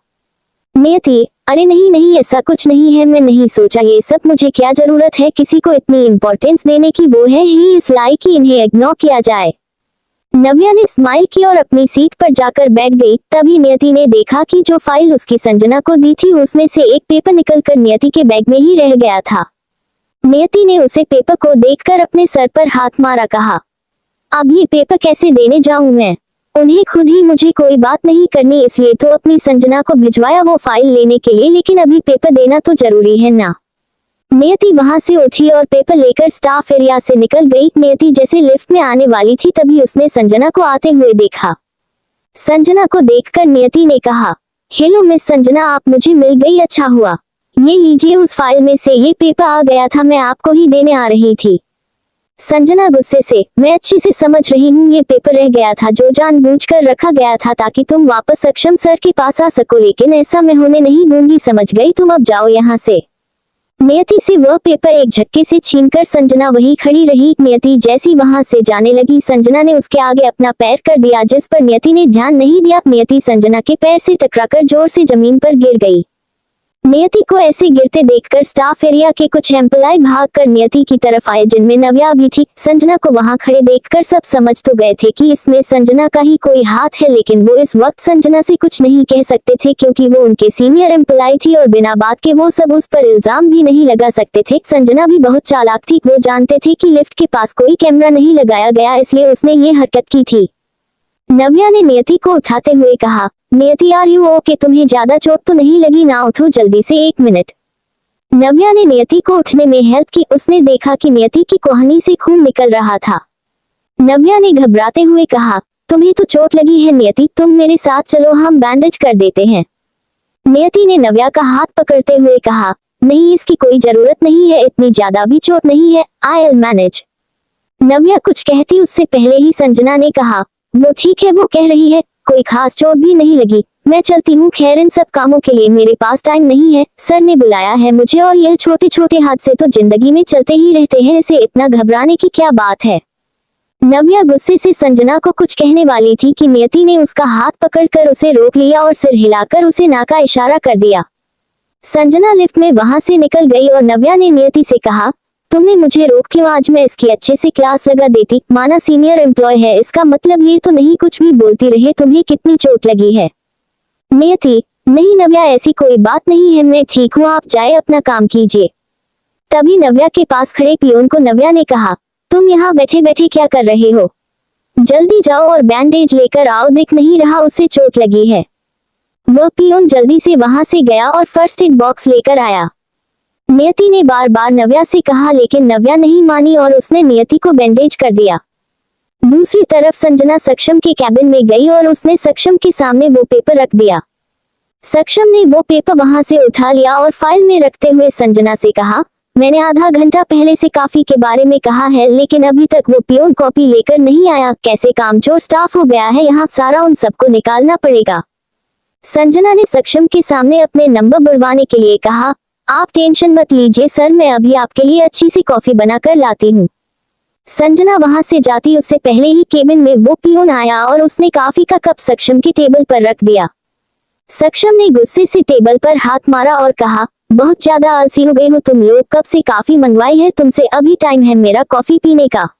तुम्हें पता है ना मेरा टाइम कितना कीमती है, तुम लोगों की तरफ वेस्ट नहीं कर सकता मैं उसे पियोन ने डरते हुए कहा, I am so sorry sir, मैं तो बस कॉफी लेने जा रहा था। वो एक्चुअली स्टाफ एरिया में एक लड़की को चोट लग गई थी तो उन्हें बैंडेज करना पड़ा, उसकी वजह से थोड़ा देर हो गई, फर्स्ट एड बॉक्स नहीं मिल रहा था। सक्षम ने पियोन की बात सुनकर थोड़ा शांत होते हुए कहा, कौन सी लड़की को चोट लगी वहाँ? उद्धरण चिन्ह। पियोन, पता नहीं सर, मैं ज्यादा तो नहीं जानता लेकिन शायद नियति वर्मा नाम है उनका, वो लिफ्ट के पास गिर गई थी तो उन्हें चोट लग गई। उस पियोन की बात सुनते ही सक्षम के हाथ से पेन गिर गया और उसने कहा, क्या बकवास कर रहे हो तुम, नियति को चोट लग गई और मुझे किसी ने बताया क्यों नहीं? उद्धरण चिन्ह। सक्षम की बात सुनकर वहां खड़ी संजना और वो पियोन दोनों हैरान रह गए। ऐसे सक्षम का किसी एम्प्लॉय के लिए इतना ज्यादा डर जाना ये तो पहले कभी नहीं हुआ था। इस एपिसोड को समझने के लिए पीछे का एपिसोड जरूर सुनने और इसी तरह की और भी रोमांचक स्टोरी को सुनने के लिए हमारे चैनल एसएस एक्सप्लेनर को लाइक और सब्सक्राइब कर ले। अब एपिसोड में आगे। एपिसोड 31। बहुत बेपरवाह लड़की है ये। सक्षम अचानक से वहां निकलने लगा लेकिन अचानक वो रुक गया। सक्षम को अपनी गलती का एहसास हुआ कि उसे संजना और वह उस पियोन के सामने कुछ भी नहीं ऐसा बोलना चाहिए था नियति के बारे में जिससे उन दोनों को सक्षम और नियति पर शक हो जाए। अभी इस वजह के बारे में तो नहीं पता था कि क्यों सक्षम अपने रिश्ते को सबसे छुपा कर रखना चाहता था, लेकिन जो भी था अगर उसे ये सब छुपाना था तो सबके सामने ऐसे नियति की फिक्र करना ये उसके लिए सही नहीं हो सकता था। सक्षम वहीं रुक गया और उसने वापस पलट कर कहा, ज्यादा चोट तो नहीं आई ना? संजना ने हैरानी से सक्षम की तरफ देखा क्योंकि वो ऐसे नियति की बात सुनकर भागने ही वाला था। संजना, नहीं सर, इतनी भी चोट नहीं आई, मामूली सी खरोच है, डोंट बी सीरियस। सक्षम ने शांत होने का सिर्फ दिखावा करते हुए कहा, हाँ तो इसमें कौन सी बड़ी बात है, छोटी छोटी चोटें तो लगती रहती है, मुझे लगा कुछ ज्यादा चोट लग गई। संजना आप जाए, मीटिंग के टाइम आपको फोन कर लूंगा मैं। सक्षम पियोन से, तुम यहीं खड़े रहो, ये कॉफी का कप वापस लेकर जाना। संजना मुस्कुराई क्योंकि उसे तो लगा था कि सक्षम नियति की फिक्र कर रहा है, लेकिन आप उसे थोड़ा रिलैक्स हुआ क्योंकि वह समझी कि शायद सक्षम को ये लगा था कि नियति के ज्यादा चोट लगी है इसीलिए वो जाने वाला था, लेकिन जब उसे पता चला कि नियति को चोट ज्यादा नहीं लगी है तो वो शांत हो गया। संजना को ये लग रहा था कि ये सब सक्षम सिर्फ नियति के उसका स्टाफ होने की वजह से कर रहा है। संजना मुस्कुराते हुए केबिन से बाहर निकल गई और सक्षम ने पियोन से कहा, तुम जल्दी जाओ और मिस नियति को मेरे केबिन में भेजो अभी के अभी फौरन। उस पियोन ने हाँ में सिर हिलाया और वहां से निकल गया। सक्षम ने जोर से टेबल पर हाथ मारा और कहा, ये लड़की बिल्कुल अपना ख्याल नहीं रख सकती, छोटे बच्चों की तरह इधर उधर भागती रहेगी तो यही सब होगा ना, पता नहीं कितनी ज्यादा चोट लगी होगी। जब तक नियति नहीं आई सक्षम की बेचैनी बढ़ रही थी। वह खुद नियति के पास उसे बुलाने नहीं जा सकता था, ना ही उससे पूछ सकता था, नहीं तो सब लोग उस पर शक करते, लेकिन इस वक्त उसे नियति की भी फिक्र थी। तभी सक्षम के कैबिन के दरवाजे पर किसी ने नॉक किया। सक्षम ने सामने देखा कि नियति खड़ी हुई थी। नियति की कुहनी पर पट्टी बंधी हुई देखकर सक्षम जल्दी से उसके पास आया और उसे दूसरे हाथ से पकड़कर अंदर ले आया। सक्षम ने केबिन का दरवाजा लॉक कर दिया और नियति की दोनों गालों को अपने हाथों में लेते हुए कहा, तुम पागल हो गई हो, खुद का ख्याल नहीं रख सकती? बहुत ज्यादा चोट लगी है, क्या दर्द हो रहा है? नियति ने सक्षम को ऐसे फिक्र करते हुए देखकर कहा, नहीं इतना भी दर्द नहीं हो रहा, चोट ज्यादा नहीं थी, वो बस नव्या ने जबरदस्ती पट्टी कर दी, वैसे इसकी जरूरत नहीं थी। सक्षम गुस्से से, यहाँ तुम्हें तो बस हर जगह महान बना होता है ना, अपनी तो फिक्र करनी नहीं होती तुम्हें, हर चीज तुम्हें जरा सी ही लगती है। सक्षम ऐसे गुस्से से नियति को फिक्र में डांट रहा था तो नियति कोई जवाब नहीं दे रही थी, वो बस सक्षम की तरफ देखे जा रही थी। सक्षम ने उसे ऐसे अपनी तरफ देखते हुए देखकर कहा, अब मुझे क्यों घूरे जा रही हो, और यहाँ पर बैठो और कोई काम करने की जरूरत नहीं है। नियति, मैं यहाँ पर सब लोग क्या सोचेंगे। सक्षम, शायद तुम बोल रही हो मेरी सेक्रेटरी हो तुम, फिर भी बाकी वक्त वह सब काम भी संभाल रही हो। सेक्रेटरी का काम होता है ना 24 घंटे ऑफिस में मेरे साथ रहना, चुपचाप वहाँ बैठो, जितना कहा है उतना करो। नियति चुपचाप सामने सोफे पर बैठकर और सक्षम ने टेबल से कॉफी का कप उठाया। सक्षम ने कॉफी का कप नियति के आगे कर दिया। नियति हैरानी से कभी सक्षम को और कभी उस कॉफी के कप को देखने लगी। सक्षम, ऐसे क्या देख रही हो, तुम्हारे लिए ही है, पी लो। वैसे भी मेरा मन नहीं है, तुम्हें इसकी ज्यादा जरूरत है। नियति, नहीं सर, मुझे किसी चीज की जरूरत नहीं है, मैं ठीक हूँ, आप ज्यादा टेंशन ले रहे हैं। सक्षम ने आगे कुछ नहीं कहा और बस गुस्से से नियति को कॉफी का कप पकड़ने का इशारा किया। नियति कोई बहस नहीं की और वह कप सक्षम के हाथ से ले लिया। दोनों के हाथ आपस में टच हुए तो नियति ने नजरें दूसरी तरफ घुमा ली। सक्षम जाकर सीट पर बैठ गया और अपने लैपटॉप पर अपनी नेक्स्ट प्रेजेंटेशन रेडी करने लगा। नियति कॉफी पीते हुए सक्षम को ही देखे जा रही थी और सक्षम अपने लैपटॉप पर कुछ काम कर रहा था। करीब आधे घंटे बाद सक्षम को उसके फोन पर फोन आने लगा। सक्षम ने फोन उठाया और कहा, हाँ बोलिए मिस संजना। संजना का नाम सुनते ही नियति के चेहरे पर गुस्सा आने लगा, लेकिन उसने अपना चेहरा इधर उधर घुमाते हुए अपने गुस्से को जाहिर नहीं किया। सक्षम ने भी यह चीज शायद नोटिस कर ली थी, लेकिन उसने नियति से कुछ नहीं कहा। सक्षम ने संजना से कहा, अच्छा ठीक है, आप मीटिंग हॉल में ही पहुंच जाओ, है मैं वहीं आ रहा हूँ। सक्षम ने फोन रख दिया और नियति सोफे से उठते हुए कहने लगी, मैं भी जा रही हूँ आपके साथ, ये वैसे भी मेरा काम है, मैं करूंगी आपके साथ मीटिंग में, उसका काम नहीं है। सक्षम, तुम क्यों जाओगी, तुम्हें चोट लगे ना, आराम से बैठो, वो कर लेगी। नियति ने गुस्से से कहा, मैंने कहा नहीं है मेरा काम है, आप सुबह से मुझे किसी मीटिंग में नहीं लेकर गए, ना ही मुझे यहाँ बुलाया। मैं कब से आपका वहां बैठी फोन का इंतजार कर रही हूँ, लेकिन कोई फोन नहीं, किसी को ये नहीं कहा कि मुझे बुलाने के लिए। हर जगह हूँ संजना। नियति की सब इतनी स्पीड से बोल गई कि उसे खुद भी एहसास नहीं हुआ कि वो क्या बोल रही है। अचानक से नियति ने अपने सर पर हाथ रखते हुए मन ही मन में कहा, नियति क्या बोल रही है तू, क्या सोचेंगी वो तेरे बारे में, बोलने से पहले सोच तो लिया कर, ये भी यही सोचेगी ना कि मैं संजना से जेलस फील कर रही हूँ। नियति जो कुछ सोचा था तब उसके उलट हुआ। सक्षम ने नियति से कोई सवाल नहीं किया और ना ही उसकी किसी बात पर हैरान हुआ। सक्षम ने अपना फोन उठाया और केबिन से बाहर निकल गया। नियति अब सक्षम के पीछे नहीं गई, वो वहीं सोफे पर बैठ गई और गुस्से से कहा, मेरी किसी बात से किसी को कोई फर्क नहीं पड़ता, चाहे मैं कुछ भी कहूँ, वो संजना इतनी जरूरी है क्या। नियति को बुरा तो बहुत लग रहा था, लेकिन वो अभी कुछ नहीं बोल रही थी। नियति ने अपना फोन निकाला और उसमें कुछ करने वाली थी कि तभी केबिन का दरवाजा खुला और सक्षम ने दरवाजे पर खड़े होकर नियति से कहा, यहाँ बैठकर क्या कर रही हो, पीछे आओ, मेरे मीटिंग अटेंड नहीं करनी क्या, तुम्हारी वजह से लेट नहीं होना चाहता मैं। सक्षम की बात सुनकर नियति के चेहरे पर स्माइल आए और वो उठकर जैसे भागकर सक्षम की तरफ आई। सक्षम ने घूरते हुए नियति को देखा और कहा, बस इसी वजह से पहले भी चोट लगवा चुकी हो, अब तो सुधर जाओ। नियति को अपनी गलती का एहसास हुआ और उसने कहा, आई एम सॉरी, वह बस जल्दी में। इस एपिसोड को समझने के लिए पीछे का एपिसोड जरूर सुनने और इसी तरह की और भी रोमांचक स्टोरी को सुनने के लिए हमारे चैनल एसएस एक्सप्लेनर को लाइक और सब्सक्राइब कर ले। अब एपिसोड में आगे। एपिसोड 32, नियति जाएगी मेरे साथ। सक्षम ने कुछ नहीं कहा और वो केबिन से बाहर निकल गया। नियति भी उसके पीछे थी। वो दोनों मीटिंग हॉल में गए। संजना जो कि पहले ही वहां क्लिंट के साथ मौजूद थी, संजना ने जैसे ही देखा कि सक्षम के साथ नियति भी आई है, वो गुस्से से आग बबूला हो गई, लेकिन संजना ने सक्षम के सामने अपना गुस्सा जाहिर नहीं किया। संजना ने अपनी सीट से उठते हुए कहा, मिस नियति, आपको चोट लगी है ना, आपको आराम करना चाहिए था, मैं हूँ यहाँ बॉस के साथ में देख लूंगी मीटिंग, आप जा सकती हैं। संजना की बात सुनकर नियति कुछ बोलती उससे पहले ही सक्षम ने कहा, इट्स ओके मिस संजना, मैंने कहा है नियति को मेरे साथ चलने के लिए, ये काम उनका है और अगर वो ठीक फील कर रही है तो वो आ सकती है, कोई प्रॉब्लम तो नहीं है मेरे ख्याल से। संजना, नहीं सर, प्रॉब्लम क्या होगी, अच्छी बात है अगर वो ठीक फील कर रही है तो। सक्षम, अब ये बातें बाद में होती रहेगी, पहले क्लिंट आए हैं तो उन्हें प्रेजेंटेशन शो करने दो, उनका टाइम भी बहुत कीमती है और मेरा भी। नियति आगे आए और वो लैपटॉप सही से लगाने वाली थी, लेकिन सक्षम ने उसका हाथ पकड़ लिया और कहा, तुम वहां जाकर सेकंड वाली सीट पर बैठो, ये संजना कर लगी, चोट लगी है ना तुम्हें?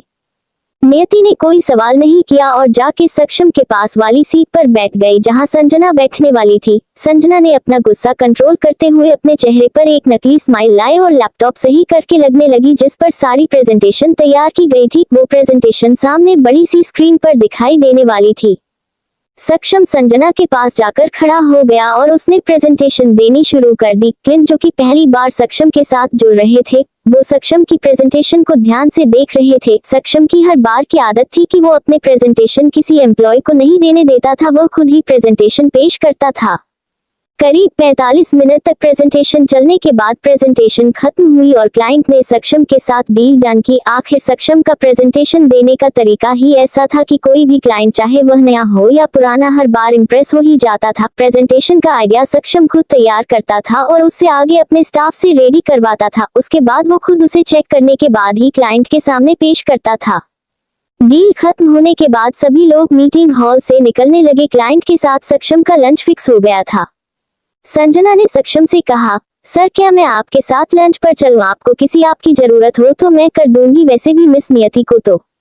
सक्षम, विश्व संजना आप ही ने हाथ। हम मिस नियति को ज्यादा चोट नहीं लगी तो बार बार उनकी चोट का दावा क्यों कर रही है? कुछ नहीं हुआ उन्हें, वो चली जाएगी मेरे साथ। संजना ने हाँ में सिर हिला दिया और आगे कुछ भी नहीं कहा। नियति ने स्माइल की और सक्षम और नियति मीटिंग हॉल से बाहर निकल गए। संजना ने गुस्से से अपने हाथ में पकड़ी हुई फाइल टेबल पर मारी और अपनी गुस्से बड़ी आंखों से कहा, इस नियति को तो मैं देख लूंगी, बहुत पर निकल आए हैं ना इसके, अभी कल आई है और अब मेरी जगह लेने की कोशिश कर रही है। इस एपिसोड को समझने के लिए पीछे का एपिसोड जरूर सुनने और इसी तरह की और भी रोमांचक स्टोरी को सुनने के लिए हमारे चैनल एसएस एक्सप्लेनर को लाइक और सब्सक्राइब कर ले। अब एपिसोड में आगे। एपिसोड 33, नियति को मिली सजा। नियति और सक्षम अपने न्यू क्लिंट के साथ लंच पर गए, लेकिन आज नियति इस बात से हैरान भी थी और खुश भी, क्योंकि पिछली बार जब नियति फॉरेन वाली क्लाइंट के साथ सक्षम के साथ लंच पर गई थी तब सक्षम ने नियति को बहुत जलील किया था, उसे जूता भी साफ करवाया था और उसे काफी बुरा भला भी सुनाया था, जिस वजह से नियति को बहुत बुरा लगा था। लेकिन आज सक्षम नियति को सभी से ऐसे इंट्रोड्यूस करवा रहा था जैसे वो उसकी कोई दोस्त हो। क्लिंट भी नियति से काफी अच्छी तरह से बिहेव कर रहे थे।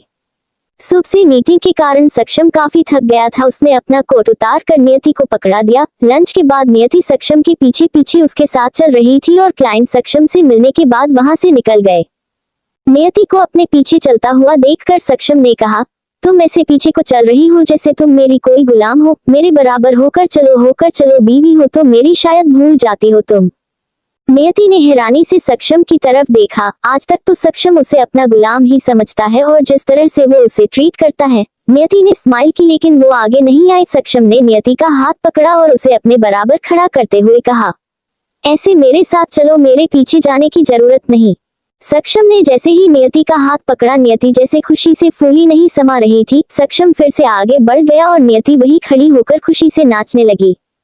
नियति ने खुद से कहा, कभी सोचा नहीं था ऐसे आपके बारे में ये सब फील करूंगी, लेकिन पता नहीं खुद को कंट्रोल नहीं कर पा रही हूँ। मैं चाहे लाख बुराइयां हो, आपके अंदर का वो अच्छा इंसान बार बार मुझे आपकी तरह अपने कदम बढ़ाने को मजबूर कर रहा है। सक्षम जाकर अपनी कार में बैठ गया। ड्राइवर ने कार का दरवाजा खोला और नियति भी सक्षम के पास वाली सीट पर बैठ गई। नियति सक्षम का कोट पकड़ा हुआ था। ड्राइवर ने जल्दी से कार स्टार्ट की और कार खुराना मेंशन की तरफ निकल गई। सक्षम ने नियति की तरफ देखा और कहा, मेरा कोट मुझे वापस दे दो, तुमने अभी तक क्यों पकड़ रखा है? नियति, आप ही ने दिया था तो पकड़ना ही था, ये ही तो मेरा काम है। सक्षम ने नियति की तरफ देखा और आई रोल करते हुए कहा, किस हक से? मेरा मतलब सेक्रेटरी का भी यही काम होता है ना, और एक बीवी का भी। नियति, फिलहाल तो आपकी बीवी ही हूँ क्योंकि अब घर जा रहे हैं। आप खुद भूल जाते हैं और मुझे याद दिलाने की बात करते हैं। सक्षम, तुम्हारी आंखों में मेरा जो डर था जो कहीं गायब सा होने लगा है। तुम बहुत बोलने लगी हो आजकल। नियति को लगा कि सक्षम को उसका बात करना बुरा लगा, इसलिए नियति ने आगे कोई बहस नहीं की। नियति, सॉरी सर, सॉरी, मेरा वो मतलब नहीं था। सक्षम कुछ कहता उससे पहले ही उसका फोन बजने लगा। सक्षम ने रजत का नंबर फ्लैश होते देखकर फोन उठाया और कहा, हाँ बोलो रजत, पता चला कुछ? उस आदमी के बारे में नंबर दिया था ना, उसकी लोकेशन निकालने को कहा था, क्या हुआ? नियति को पहले समझ ही नहीं आया कि सक्षम किस आदमी के बारे बात कर रहा है। उसे लगा फिर से कोई बिजनेस में उसका दुश्मन या ऐसा वैसा कोई आदमी तो उसका नुकसान करना चाहता हो। सक्षम उसे मारने के लिए उसका पता लगवाने की कोशिश कर रहा है। नियति ने कुछ नहीं कहा। उसे फिर से उस आदमी की लाश और उसका बहता हुआ खून याद आने लगा और नियति अपनी आंखें बंद करके दूसरी तरफ चेहरा घुमा लिया। सामने से रजत की आवाज आई, सर वो नंबर उत्तराखंड का था और लोकेशन भी वही की थी। वो जो भी आदमी है वो उस टाइम उत्तराखंड में था। अभी पता नहीं वो मुंबई में होगा या नहीं। अभी आप बताए उसे कहाँ ढूंढना स्टार्ट करना है। सक्षम, नहीं अभी उसे उत्तराखंड में ढूंढने की कोई जरूरत नहीं है। उसका कॉल आएगा जरूर आएगा और जैसे ही कॉल आएगा उसी टाइम तुम्हें उसे कॉल को ट्रेस करके उसे ढूंढना स्टार्ट करना है। वो जो कोई भी है वह इतना बेवकूफ नहीं है कि सक्षम खुराना से टक्कर लेगा, इसीलिए वो अपनी जगह जरूर बदलता रहेगा लेकिन मेरे हाथों से ज्यादा देर बच नहीं पाएगा। सक्षम ने फोन रखा और नियति की तरफ देखा। नियति ने दूसरी तरफ चेहरा घुमाया हुआ था। सक्षम ने नियति से कहा, जो आदमी तुम्हें परेशान कर रहा था उसका पता लगाने की कोशिश कर रहा हूँ। बस 1-2 दिन की बात है, फिर उसकी गर्दन मेरे हाथों में होगी और वो जिंदा नहीं बच पाएगा। नियति ने कोई जवाब नहीं दिया, चुपचाप दूसरी तरफ चेहरा घुमा कर बैठी रही। सक्षम ने नियति को ऐसे चुप देखकर कहा, तुम्हें कोई प्रॉब्लम तो नहीं है ना अगर मैं जान से मार दूं तो? मतलब तुम्हें दुख तो नहीं होगा? नियति ने सक्षम की तरफ हैरानी से देखा और कहा, आप क्या कहना चाहते हैं साफ साफ कहिए। आप ये क्यों नहीं कहते कि आप फिर से मुझ पर शक कर रहे हैं कि उस आदमी को भी मैंने ही उकसाया होगा जो को मेरे पीछे पागल हुआ पड़ा है। सक्षम गुस्से से, मैंने ऐसा तो नहीं कहा। नियति, लेकिन मैं आपके कहने का मतलब अच्छे से समझ गई हूँ। आप हर बात सिर्फ और सिर्फ मेरे किरदार पर शक करते रहते हैं। उस आदमी को जिसे आपने मारा उसे जानती तक नहीं थी, फिर भी आपने उसे मेरे साथ जोड़ दिया। कितनी बार सोचती हूँ कि कोई बात नहीं, माफ कर देता हूँ आपको, लेकिन आपकी ये गंदी सोच बार बार मेरे सामने आ ही जाती है। सक्षम, जुबान संभाल कर बात करो, इतना भी नहीं हक दिया तुम्हें कि तुम ऐसे बकवास कर जा रही हो मेरे साथ। नियति ने आगे से कोई जवाब नहीं दिया और गुस्से से चेहरा दूसरी तरफ घुमा लिया। सक्षम को नियति का ऐसे बात करना बिल्कुल बर्दाश्त नहीं था। तभी कार रुक गई और ड्राइवर ने कहा, सर घर आ गया। ड्राइवर ने जल्दी से और उसने कार से उतरकर सक्षम की साइड वाला दरवाजा खोला। नियति ने खुद से अपनी साइड से दरवाजा खोला और बाहर निकल आई। सक्षम सीधा पैलेस के अंदर चला गया और नियति भी उसके पीछे अंदर आ गई। सूक्ष्म में अंदर आते ही नौकरों को आवाज लगानी शुरू कर दी और उसकी गुस्से भरी आवाज सुनकर सभी नौकर भागकर आ गए और वहीं सर झुकाकर खड़े हो गए। सक्षम ने गुस्से से कहा, आज रात जितना भी डिनर के बाद और तुम सब के खाना खाने के बाद नियति को किचन में बुला लेना। सभी नौकर हाँ में सिर हिलाकर वहां से जाने लगे। सक्षम ने उन्हें रोकते हुए कहा, पहले मेरी पूरी बात सुन लो, उसके बाद आगे कुछ करना। डिनर के बाद सभी बर्तन नियति साफ करेगी। कोई भी नौकर डिनर के बाद मुझे पर किचन में दिखना नहीं चाहिए। जितने भी बर्तन होंगे सभी बर्तन ये खुद साफ करेगी। सभी नौकरों खाना खाने के बाद नियति को बुलाना और उस सारे बर्तन साफ करवाने हैं तुम लोगों को। इस एपिसोड को समझने के लिए पीछे का एपिसोड जरूर सुनने और इसी तरह की और भी रोमांचक स्टोरी को सुनने के लिए हमारे चैनल एसएस एक्सप्लेनर को लाइक और सब्सक्राइब कर ले। अब एपिसोड में आगे। एपिसोड 34। मेरा पेट भर गया और फिक्र। नियति जो कि पीछे खड़ी सब सुन रही थी। नियति सक्षम की तरफ आए और उसने सक्षम की तरफ देखा। सक्षम को लगा कि जरूर नियति उससे कोई सवाल करेगी, लेकिन नियति ने कुछ नहीं कहा। सक्षम, क्या हुआ? सजा से डर लग रहा है या माफी मांगने आए हो? नियति, नहीं सर, मुझे कोई डर नहीं लग रहा और किस बात की माफी मांगूं मैं? गलत इल्जाम आप मुझ पर लगा रहे थे और माफी मैं मांगू आपसे, ऊपर से सजा भी मुझे ही मिल रही है। लेकिन कोई बात नहीं, मुझे कोई प्रॉब्लम नहीं है। बर्तन ही धोने हैं ना, मैं धो दूंगी। कुछ और सजा है तो वो भी बता दीजिए, मुझे कोई प्रॉब्लम नहीं है। वैसे भी यहाँ मैं सिर्फ और सिर्फ आपकी गुलाम ही हूँ। सक्षम गुस्से से ऊपर जाने लगा। शाम हो गई थी और नियति को कुहनी पर चोट भी लगी हुई थी। नियति ने अपना बैग सोफे पर रख दिया और वहीं बैठ गई। नियति ने अपनी आंखें बंद कर ली और अपना सिर पीछे की तरफ रख लिया। वो कुछ देर आराम करना चाहती थी, तभी नियति का फोन बजने लगा। नियति ने फोन उठाया तो सामने से आवाज आई, मैं बात कर रहा हूँ नियति। नियति कुछ कहती उससे पहले ही सामने से फिर से आवाज आई, देखो कुछ भी बोलने से पहले मेरी बात सुन लो। तुम्हें ये जानना था ना मैं उस दिन तुम्हारी माँ के बारे में क्या कह रहा था? नियति, तुम होते कौन हो मुझे फोन करने वाले? उद्धरण चिन्ह। सामने से आवाज आए, फोन करने से तो मैं बाज नहीं आने वाला। इतने सालों से तुम्हें पसंद करता हूँ पागलों की तरह, फिर भी मेरी हिम्मत देखो। मैंने आज तक तुम्हें खुद का चेहरा नहीं दिखाया, लेकिन एक बात बताऊं, मैं ख्वाबों में तुम्हारी जुल्फों खेलता हूँ। नियति गुस्से से, तुम जो कोई भी हो अपना दिमाग ठीक रखो और मेरे बारे में कुछ भी उल्टा सीधा सोचने की भी हिम्मत मत करना। मैं कोई ऐसी वैसी लड़की नहीं हूँ तो तुम्हारी बातों से पिघल जाऊंगी। उस लड़के ने कहा, तो इसीलिए तो मैं तुम पर फिदा हूँ कि तुम ऐसी कोई लड़की नहीं हो, नहीं तो पिछले 2 साल तुम पर बर्बाद करने की बजाय मैं आज तक 50 लड़कियां घुमा चुका होता। पता नहीं जब से तुम्हें देखा है तुम्हारा दीवाना हो गया हूँ। और एक बात बताऊं, आने वाली 13 नवंबर को मैं तुम्हारे सामने आऊंगा, तुम्हें किस करूंगा और तुम कुछ नहीं कर पाओगी और ना ही तुम्हारा बॉयफ्रेंड या तुम्हारा बॉस जो भी है। नियति ने गुस्से से फोन कट कर दिया क्योंकि अब वो उस आदमी की और बकवास नहीं सुन सकती थी। पता नहीं वो आदमी क्या चाहता था, ये नियति को भी नहीं पता था। नियति ने गुस्से से सौफ से उठते हुए कहा, पता नहीं वो माँ के बारे में कुछ बताने वाला था या सिर्फ इसलिए ये सब बकवास कर रहा था कि मैं उसकी बात सुन लूं। खैर जो भी है, मैं सिर्फ उसका नंबर ब्लॉक कर सकती हूँ। सक्षम पता लगाएंगे, फिर चाहे उसके साथ जो भी करे मुझे कोई फर्क नहीं पड़ता। इतने सालों से जीना हराम कर रखा है मेरा इसने। नियति सोफे से उठी तभी एक नौकर ने आकर नियति से कहा, मैम आपको सर ने रूम में बुलाया है, उनकी कोई फाइल नहीं मिल रही, उन्हें इम्पोर्टेंट मेल करनी है। नियति ने हाँ में सिर हिलाया और नौकर वहां से चला गया। नियति गुस्से से खुद से कहा, वैसे तो बहुत बातें करते हैं, मेरे बिना सब कुछ हो जाएगा और अब एक फाइल तक खुद से ढूंढ नहीं सकते। नियति सीढ़ियों से ऊपर रूम में गई और उसने देखा कि सक्षम पूरे रूम में वो फाइल ढूंढ रहा था। सक्षम के चेहरे को देखकर नियति जल्दी से अंदर आए और उसने कहा, आप ये सब क्या कर रहे हैं? मैं ढूंढ रही हूँ आपकी फाइल, 1 मिनट रुकिए, मुझसे पूछ लेते, ऐसे इतना सामान बिखेरने की क्या जरूरत थी?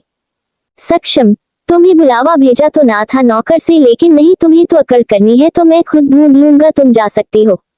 नियति, आप इतना गुस्सा क्यों कर रहे हैं? आपने बुलाया उसी टाइम में आ गई। आप हटो, मैं देती हूँ। नियति ने सामने वाला वार्डरोब खोला और उसमें से ब्लू कलर की फाइल निकालकर सक्षम को दे दी। सक्षम ने जैसे नियति के हाथ में वो फाइल देखी उसने कहा, आई स्वेयर मैंने वहां अच्छे से चेक किया था, इसमें नहीं थी। एनीवेज थैंक यू, अब तुम जा सकती हो। नियति, मैं कहीं नहीं जा रही, मैं पैसों के नीचे जा रही हूँ, डिनर बना रहे हैं वो लोग, मुझे बर्तन धोने हैं, शायद आप भूल गए। सक्षम, हाँ तो तुम वो सब ना बोलती तो मुझे ये सजा देने की जरूरत ना पड़ती। तुम्हें चोट लगी है, मैं जानबूझकर तुम्हें परेशान नहीं करना चाहता, लेकिन तुम मुझे गुस्सा दिला देती हो तो मैं क्या करूं? उद्धरण चिन्ह।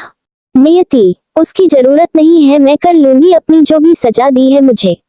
आपका एहसान नहीं चाहिए, आपकी माफी, उसकी कोई जरूरत नहीं, चोट मुझे लगी है ना तो मैं खुद हैंडल कर लूंगी। You don't worry. नियति अपने कपड़े लेकर वॉशरूम में चेंज करने चली गई। सक्षम ने नियति से कुछ नहीं कहा, वो अपनी फाइल लेकर लैपटॉप पर कुछ मेल करने लगा। कुछ देर बाद नियति वॉशरूम से निकली और रूम से बाहर चली गई। सक्षम उसे रोकना चाहता था और वो नहीं चाहता था कि नियति को चोट लगी है, इस हालत में वो बर्तन साफ करे, लेकिन अभी उसने नियति से कुछ नहीं कहा। नियति नीचे गई और डिनर बनने के बाद उसने सारे बर्तन साफ किया। करीब 1 घंटे के बाद नियति किचन से निकली। बर्तन साफ करते हुए नियति की आंखों में आंसू थे। नियति किचन से निकली तो उसने देखा सक्षम डाइनिंग टेबल पर पहुंच चुका था और वो डिनर कर रहा था। इस टाइम सक्षम बहुत हल्का खाना खाता था क्योंकि डिनर ज्यादातर वो स्किप ही करता था या तो बहुत लाइट खाना लेता था। नियति को बाहर आते देखकर सक्षम ने उसे आवाज लगाई और कहा, यहाँ बैठकर मेरे साथ डिनर कर लो, भूख लगी होगी। नियति ने बिना सक्षम की तरफ देखे कहा, नहीं सर मुझे नहीं खाना, मेरा पेट भर गया। नियति वहां से चली गई और सक्षम ने अपना खाना वही बीच में छोड़ते हुए टेबल से उठकर कहा, ये सब यहाँ से उठा लो, मेरा खाना हो गया। सक्षम ने भी अभी खाना नहीं खाया था, लेकिन नियति के मूड को देखकर उसने खाना बीच में छोड़ दिया और नियति के पीछे रूम में गया। आज वो वॉक करने के लिए नहीं गया, जबकि रोज डिनर के बाद वो वॉक जरूर करता था।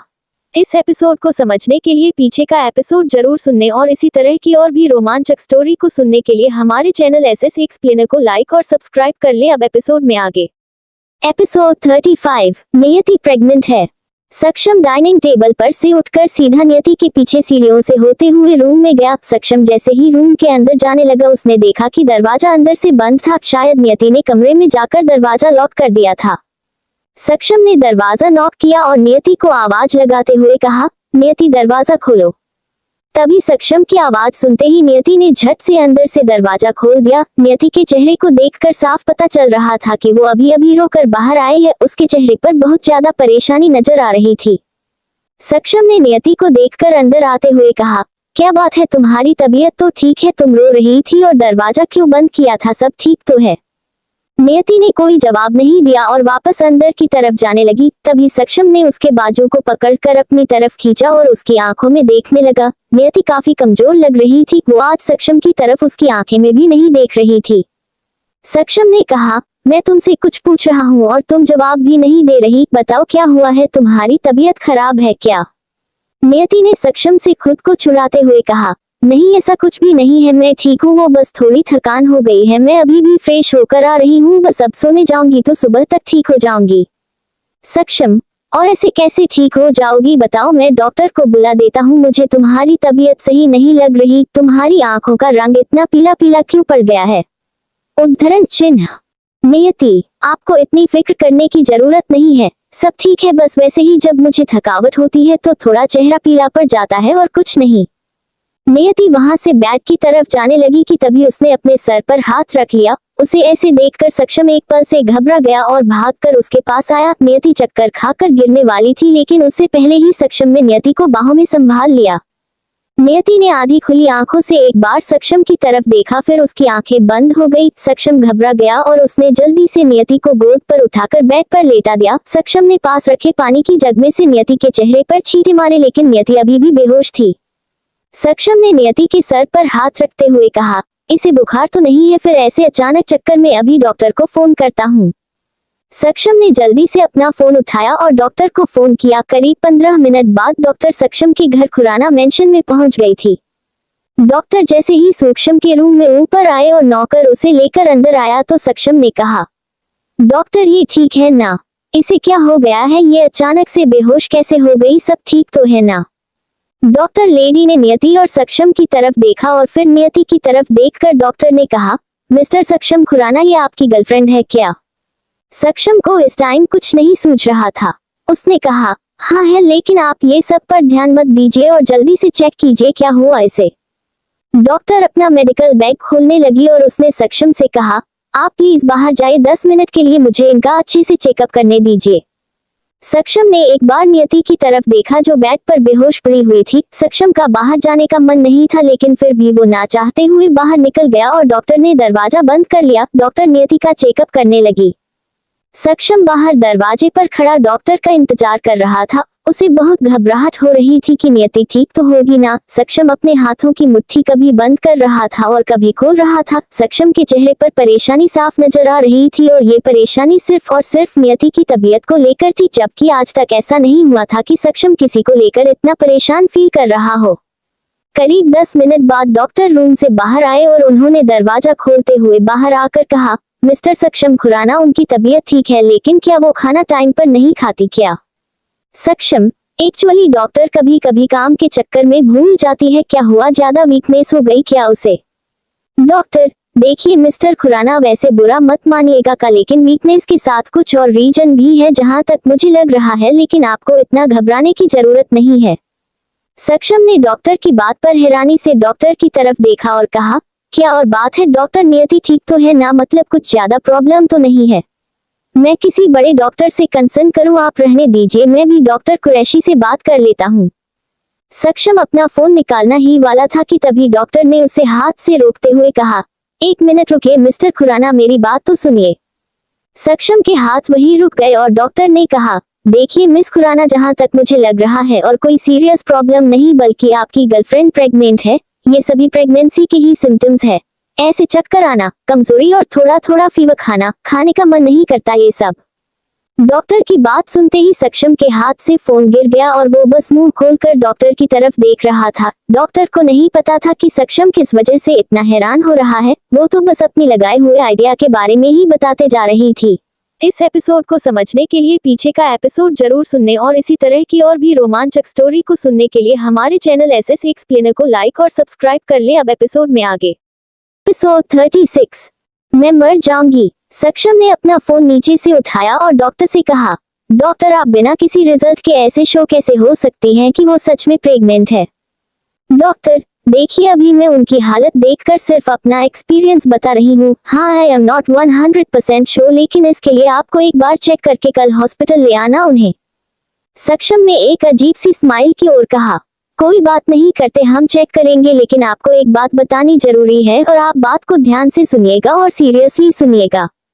डॉक्टर सक्षम की तरफ सवालिया नजरों से देखने लगी। वो ये जानना चाहते थे कि सक्षम आखिर क्या कहना चाहता है। सक्षम इतना बड़ा बिजनेसमैन था कि उसे आज पूरा शहर अच्छे से जानता था। शहर का बच्चा बच्चा सक्षम खुराना को जानता था। सक्षम खुराना जहां कई बिजनेसमैन के लिए दुश्मन था, वहीं वो कई लोगों के लिए इंस्पिरेशन था कि उसने इतनी छोटी उम्र में इतना बड़ा मुकाम हासिल किया है। डॉक्टर जी कहिए मिस्टर खुराना, क्या कहना है आपको? सक्षम ज्यादा कुछ नहीं डॉक्टर, मैं आपका ज्यादा टाइम वेस्ट नहीं करना चाहता, पर मुझे पता है कि आप बहुत समझदार हैं, तो अभी इस घर में जो कुछ हुआ वो सब आपको इसी घर के अंदर भूलने के बाद ही बाहर जाना है। डॉक्टर ने हैरानी से सक्षम की तरफ देखा और कहा, आप क्या कहना चाहते हैं मिस्टर खुराना? मैं समझी नहीं, कौन सी बात भूल कर जानी है, मतलब यहाँ पर? उद्धरण चिन्ह। सक्षम आपको सिर्फ मैं जो बताऊंगा आपको मेरी बात सुनाई है, उसके अलावा आपको कुछ और करने की जरूरत नहीं। यहाँ पर आप क्यों आई थी, किसका चेकअप किया, क्या हुआ, ये सब बात अगर आपके मुंह से किसी और को बताई गई तो ना आप जिंदा रहेंगी और ना सुनने वाला इंसान, भले ही चाहे वो आपके परिवार से हो या कोई दोस्त रिश्तेदार। डॉक्टर ने हैरानी और गुस्से से सक्षम की तरफ देखा और कहा, मिस्टर सक्षम खुराना, शायद आप भूल रहे हैं मैं काबिल डॉक्टर हूँ, आप ऐसे मुझे कोई धमकी नहीं दे सकते। सक्षम ने शैतानी स्माइल की और कहा, मैं क्या कर सकता हूँ और क्या नहीं, यह मुझे किसी को बताने की जरूरत नहीं है। फिलहाल मैंने जितना कहा है उतना काम अगर नहीं हुआ तो आगे आप सोच लीजिएगा कि आपको अपनी जान प्यारी है या नहीं। वैसे मैंने सुना है आपकी एक छोटी सी बच्ची है 4 साल की। डॉक्टर डरते हुए, आपको कैसे पता कि मेरी बेटी है, वो भी 4 साल की? आप कहना क्या चाहते हैं मिस्टर खुराना? सक्षम बस मैं यही कहना चाहता हूँ कि वो जिस कॉन्वेंट स्कूल में पढ़ती है ना, अगर वह स्कूल में सीढ़ियाँ उतरते हुए वहां से गिर जाए और उसके सर पर गहरी चोट लग जाए तो आप जल्दी से पहुंच पाओगी क्या? उद्धरण चिन्ह। डॉक्टर सक्षम की बात अच्छी से समझ गई थी और उसके चेहरे पर, उसके माथे पर पसीने की बूंदें आने लगी। वो बहुत ज्यादा घबरा गई और उसने डरते हुए कहा, नहीं मिस्टर सक्षम करना, आप ऐसा कुछ नहीं कर सकते, प्लीज मेरी बेटी को कुछ मत कीजिएगा। आपने जो कुछ कहा मैं अच्छे से याद रखूंगी, मेरे मुंह कुछ नहीं निकलेगा, यहाँ जो कुछ हुआ मुझे कुछ याद नहीं बस। सक्षम ने स्माइल की और कहा, ये हुई ना बात, अगर आप पहली बार में समझ जाती तो मुझे ये सब बताने की जरूरत नहीं पड़ती। वैसे अब आपने मान ही लिया है तो कोई बात नहीं, कुछ नहीं होगा आपकी बेटी को, आप आराम से घर जाओ। सक्षम में डॉक्टर को उसकी फीस थी और नौकर को डॉक्टर को बाहर तक छोड़कर आने को कहा। डॉक्टर ने अपना पसीना साफ और जल्दी से खुराना मेंशन से निकल गई। सक्षम वापस नियति के रूम में आया और उसने देखा नियति शायद अभी अभी उठी थी। सक्षम जल्दी से रूम के अंदर आया। नियति की आंख खुली देखकर वह नियति के पास आया और उसे सहारा देकर बिठा दिया। नियति ने सक्षम से कहा, मैं खुद उठ जाऊंगी सर, कुछ नहीं हुआ मुझे। सक्षम ने पहले कुछ सोचा और फिर एक मजाकिया स्माइल के साथ कहा, तुम्हें कुछ नहीं हुआ, लेकिन शायद तुम्हें पता नहीं बाहर डॉक्टर ने क्या कहा, तुम्हें क्या हुआ है? नियति ने हैरानी से कहा, क्या हुआ है मुझे भी बताएं, मैं ठीक तो हूं ना, कोई खतरनाक बीमारी हो गई क्या मुझे? मैं कुछ दिनों में मर जाऊंगी, फिर तो बहुत अच्छी बात है ना, मैं तो इसी दिन का इंतजार कर रही थी। नियति की बात सुनते ही सक्षम ने नियति के होठों पर अपनी उंगली रख दी और उसके करीब बढ़ाते हुए कहा, तुम पागल हो गई हो, कुछ भी बकवास कर रही हो और ये पागलों की बात क्यों कर रही हो? दिमाग तो सही है तुम्हारा। इस टाइम सक्षम ने जो भी हरकत की थी उसे देखकर नियति एकदम चुप हो गई। सक्षम की उंगली जैसे उसके होठों को छुई, उसका शरीर बर्फ की तरह ठंडा पड़ गया, उसे सांस भी नहीं ली जा रही थी अपने इतना करीब पाकर सक्षम को। सक्षम नियति के पास बैठ के एक साइड पर बैठ गया और कहा, दिमाग तो खराब नहीं है ना तुम्हारा? मरने की बात तुम्हारे दिमाग में आई भी कैसे? नियति कुछ नहीं बोल रही थी, उसके होठों पर अभी भी सक्षम ने अपनी उंगली रखी हुई थी। सक्षम को जब एहसास हुआ तो उसने अपना हाथ पीछे हटाया और सामने की तरफ देखने लगा। नियति ने धीरे से सक्षम से कहा, मैं अगर मरने की बात करती थी तो इससे आपको क्या बुरा लग रहा है? आप तो खुद मुझे टॉर्चर करते हैं, तो मैं मर भी जाऊंगी तो आपको तकलीफ तो नहीं होगी ना, कम से कम मेरे होने से? सक्षम ने अपने हाथों की मुट्ठी कसकर बंद किया और कहा, कुछ भी हो ये सब बातें नहीं कर सकती तुम, मैं कुछ भी कहूँ तुमसे, तुम खुद के बारे में कुछ भी बुरा बोलने तो दूर सोच भी नहीं सकती, समझी? तुम अब चुपचाप आराम करो, तुम्हारे लिए कुछ खाने को मंगवाता हूँ। सक्षम बेड से उठा था, लेकिन उसके वहां से जाने से पहले नियति ने सक्षम का हाथ कसकर पकड़ लिया। सक्षम ने नियति की तरफ देखा और घूरते हुए कहा, क्या प्रॉब्लम है तुम्हें? मेरे पास आने से भी तुम्हें प्रॉब्लम है? तुम्हारे लिए कुछ खाने को ही लेने जा रहा हूँ, वापस यही आऊंगा। नियति, मुझे आपके दूर जाने से कोई बुरा नहीं लग रहा, आप मुझसे दूर होते हैं तो अच्छा ही लगता है। मुझे ये बताइए डॉक्टर ने क्या कहा या आपसे मजाक कर रहे थे मुझे? सक्षम, तुम्हें क्या लगता है इतने टाइम में ये भी नहीं जान पाए? आई हेट किडिंग, डॉक्टर ने कहा कि तुम्हारे सभी सिम्टम्स से लगता है कि तुम प्रेग्नेंट हो।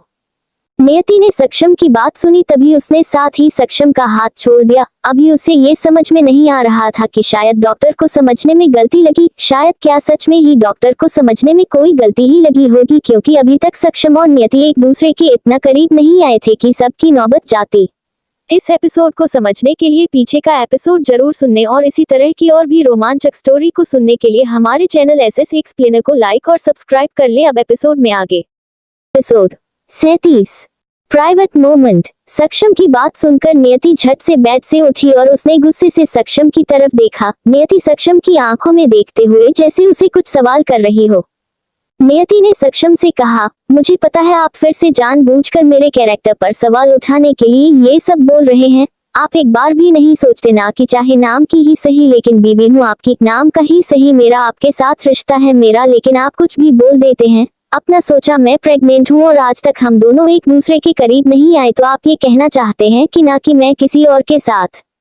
नियति एकदम से इतनी स्पीड पर सब कुछ बोल गई क्योंकि गुस्से में उसे एहसास नहीं हुआ कि सक्षम को उसकी बात उसे गुस्सा आ रहा है। नियति ये नहीं समझ पाई कि सक्षम कुछ कहने वाला था कि डॉक्टर को गलतफहमी हो गई होगी, लेकिन उसने यही समझा कि सक्षम उस पर शक कर रहा है। सक्षम अपने गुस्से से नियति की दोनों गालों को अपने हाथ में लिया और जोर से दबाते हुए कहा, बकवास करना कब बंद करोगी? बहुत टाइम से देख रहा हूँ तुम्हारी जुबान बहुत चलने लगी है। मैंने कब तुम पर इल्जाम लगाया? बोलने से पहले एक सेकंड सोच तो लिया करो। नियति के गालों को सक्षम ने इतनी जोर से पकड़ा हुआ था कि नियति को दर्द होने लगा था। नियति कुछ कहने की कोशिश कर रही थी लेकिन वो कुछ बोल नहीं पा रही थी क्योंकि अभी सक्षम का हाथ नियति के मुंह पर था। नियति ने बड़ी मुश्किल से कहा, आप ही तो अभी कह रहे हैं कि मैं प्रेग्नेंट।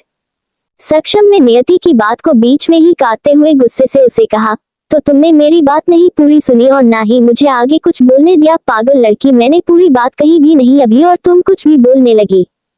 इतना कहते सक्षम ने में एक झटके से नियति को छोड़ा और नियति पीछे जाकर बेड पर पीठ के बाल गिर गई। नियति अपनी बाहों के बाल उठते हुए कहने लगी, मतलब आप क्या कहना चाहते थे? आप ही ने तो कहा। सक्षम ने गुस्से से अपने मुंह पर उंगली रखते हुए नियति को चुप रहने को कहा।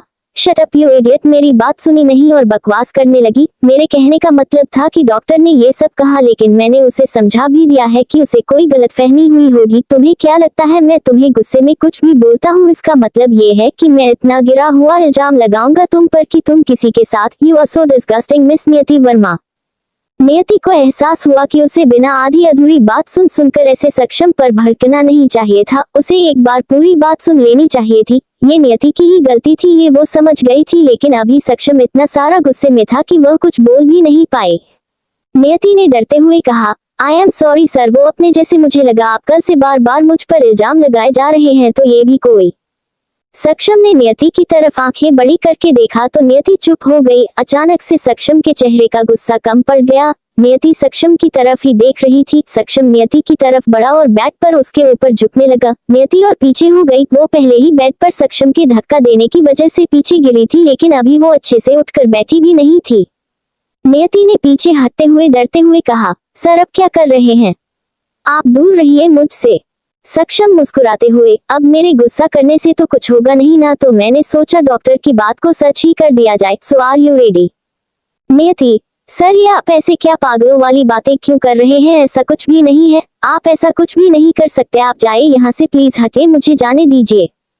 सक्षम, पहले तो गुस्से में था लेकिन अभी मैं ना गुस्से में हूँ और मजाक के मूड में हूँ। अभी जो कुछ होगा वो एकदम सीरियस होगा। बहुत बोलने लगी हो ना तुम्हारे, तो तुम्हारी जुबान बंद करने का यही तरीका है। बहुत समझाकर देख लिया मैंने। नियति बहुत ज्यादा घबरा आ गई थी। वो पीछे हटती गई और पीछे बेड से जाकर लग गई। अभी पीछे हटने के लिए और जगह नहीं थी। सक्षम उसके बहुत करीब आ गया था और उसके ऊपर झुकने लगा था। नियति का सिर पीछे बेड से लग गया और उसने डरते हुए कहा, I am so sorry sir, आगे से जुबान नहीं लड़ाऊंगी, बोलूंगी भी नहीं, कुछ पूछूंगी भी नहीं। सक्षम ने नियति के चेहरे से उसके बालों को पीछे हटाया और उसके चेहरे पर अपने मुंह से फूंक मारते हुए कहा, अरे स्वीटहार्ट, डर क्यों कर रहे हो? तुम्हें डरने की क्या जरूरत है? अभी हम लोगों का थोड़ा प्राइवेट मोमेंट्स होने वाला है ना, तो बोलना बिल्कुल नहीं है, अभी तुम्हें सिर्फ चुप रहना है और मेरा साथ देना है और कुछ नहीं। नियति, सॉरी सर, अब ऐसा कुछ नहीं कर रही, प्लीज मुझे जाने दीजिए, मुझे ये सब पसंद नहीं, और वैसे भी हम दोनों कोई सच में पति पत्नी नहीं है, लोगों को दिखाने के लिए है ना, आप जाइए यहाँ से। सक्षम, हाँ अभी तक समझ रहा था, लेकिन अब तुमने इतना सारा दिमाग खराब कर दिया है, उसके सजा तो तुम्हें मिलनी चाहिए ना। तुमने तो अभी ये सोच लिया होगा कि बिना सजा के तुम बच जाओगी, तो ये सब बोलने कोई फायदा नहीं है। हाँ, मैं आपके लिमिट से ज्यादा आगे नहीं जाऊंगा, रुक जाऊंगा वहीं पर। इस एपिसोड को समझने के लिए पीछे का एपिसोड जरूर सुनने और इसी तरह की और भी रोमांचक स्टोरी को सुनने के लिए हमारे चैनल एसएस एक्सप्लेनर को लाइक और सब्सक्राइब कर ले। अब एपिसोड में आगे।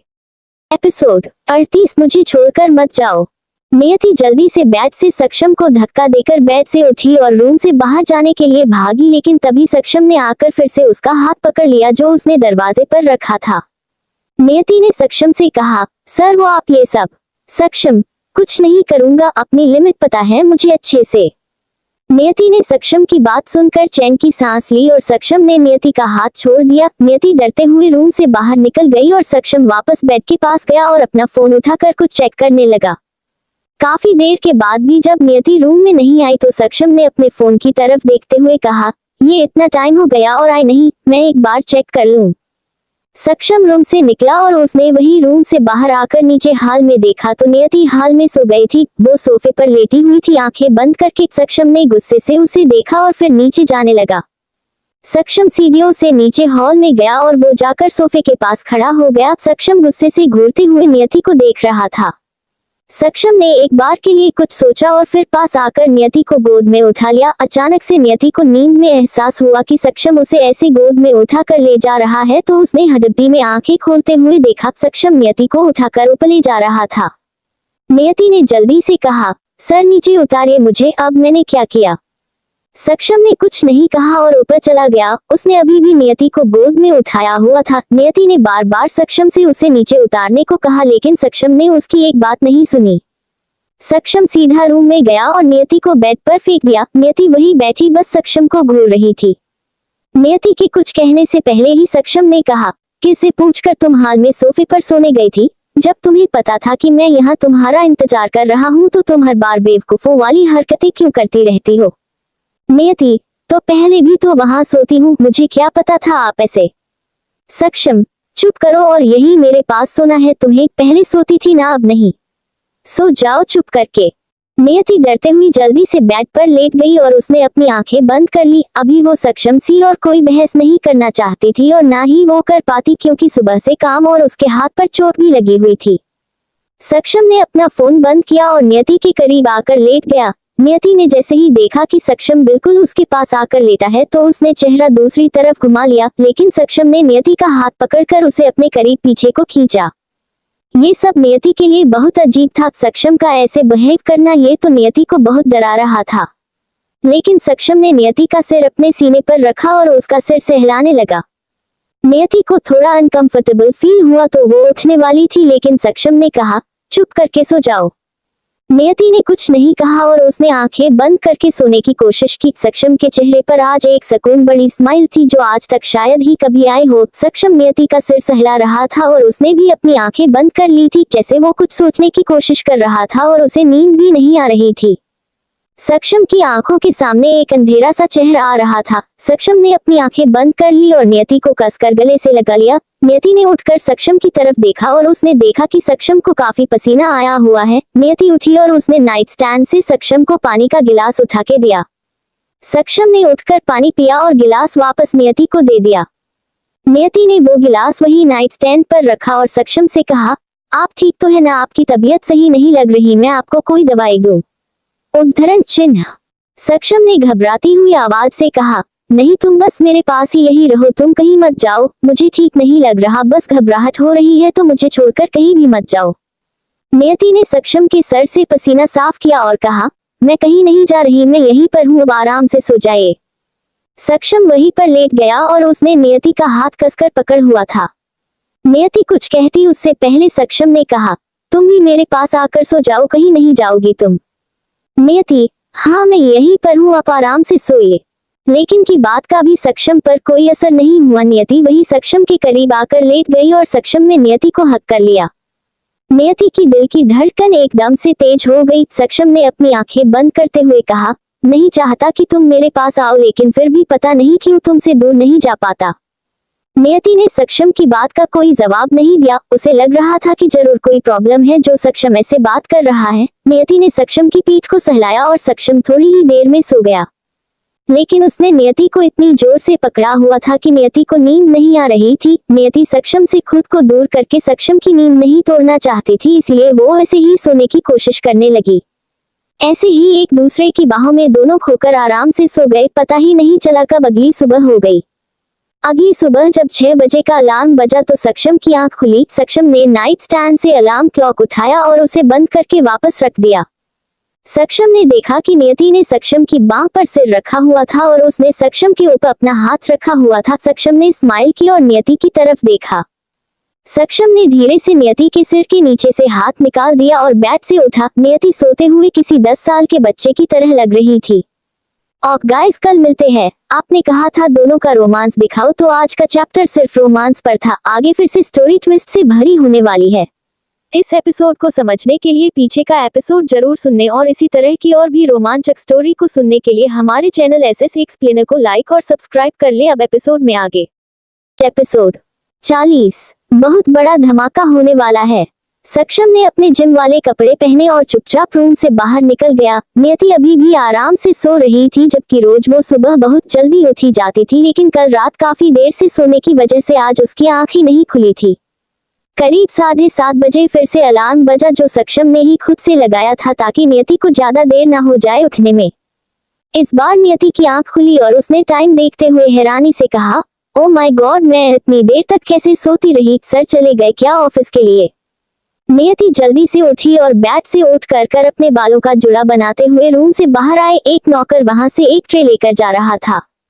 नियति उसे आवाज लगाते हुए कहा, सक्षम सर चले गए क्या ऑफिस? उद्धरण चिन्ह। उस नौकर ने कहा, नहीं मैम, सर तो जिम से थोड़ी देर पहले वापस आए हैं। अभी वो उनका कोई दोस्त आया ना, तो उनके साथ रूम में है नीचे। नियति ने नौकर की बात सुनी और वापस रूम में जाने लगी। नौकर ने फिर से नियति से कहा, मैम सर ने कहा था कि आपको बता देना कि आप जल्दी से रेडी हो जाए, आज उन्हें ऑफिस जल्दी जाना है। नियति जल्दी से वापस रूम में आए और उसने अपने कपड़े निकाल नियति सीधा फ्रेश होने चली गई। फ्रेश होने के बाद बाहर आकर उसने अपने फोन में वॉलपेपर पर माता रानी की फोटो देखते हुए कहा, हे दुर्गा माँ, आज का दिन बस अच्छा ही हो और मुझे मुसीबत से बचाए रखना। जैसे आप हमेशा से मेरा साथ देती रही है, वैसे ही आगे भी देती रहना। नियति ने फोन वहीं पर रखा और मिरर के सामने खड़े होकर मेकअप करने लगी। उसने हल्का मेकअप किया और खुद को मिरर में देखने लगी। नियति ने खुद से कहा, कल बहुत स्पेशल दिन है मेरे लिए, लेकिन अगर सर को पता चल गया तो बहुत प्रॉब्लम हो जाएगी। जो भी करना है सब कुछ उन्हें बिना बताए ही करना होगा। मैं नहीं चाहती कि वो फालतू मुझ पर शक करें। इतना कहने के बाद नियति ने अपने बाल कंघी किए और रूम से बाहर निकल गई। नीचे सक्षम अभी अभी दरवाजे से अंदर आ रहा था। शायद वो अपने दोस्त को दरवाजे तक छोड़कर आया हो। नियति को देखकर सक्षम ने कुछ पल के लिए उसे निहारा और फिर अपना चेहरा दूसरी तरफ घूम लिया। नियति नीचे आए और उसने टेबल पर सक्षम के लिए खाना लगाया। सक्षम ने कैजुअल कपड़े पहने हुए थे। सक्षम भी वही आकर अपनी चेयर पर बैठ गया और नियति ने सक्षम से कहा, सर आपने चेंज नहीं किया अभी तक?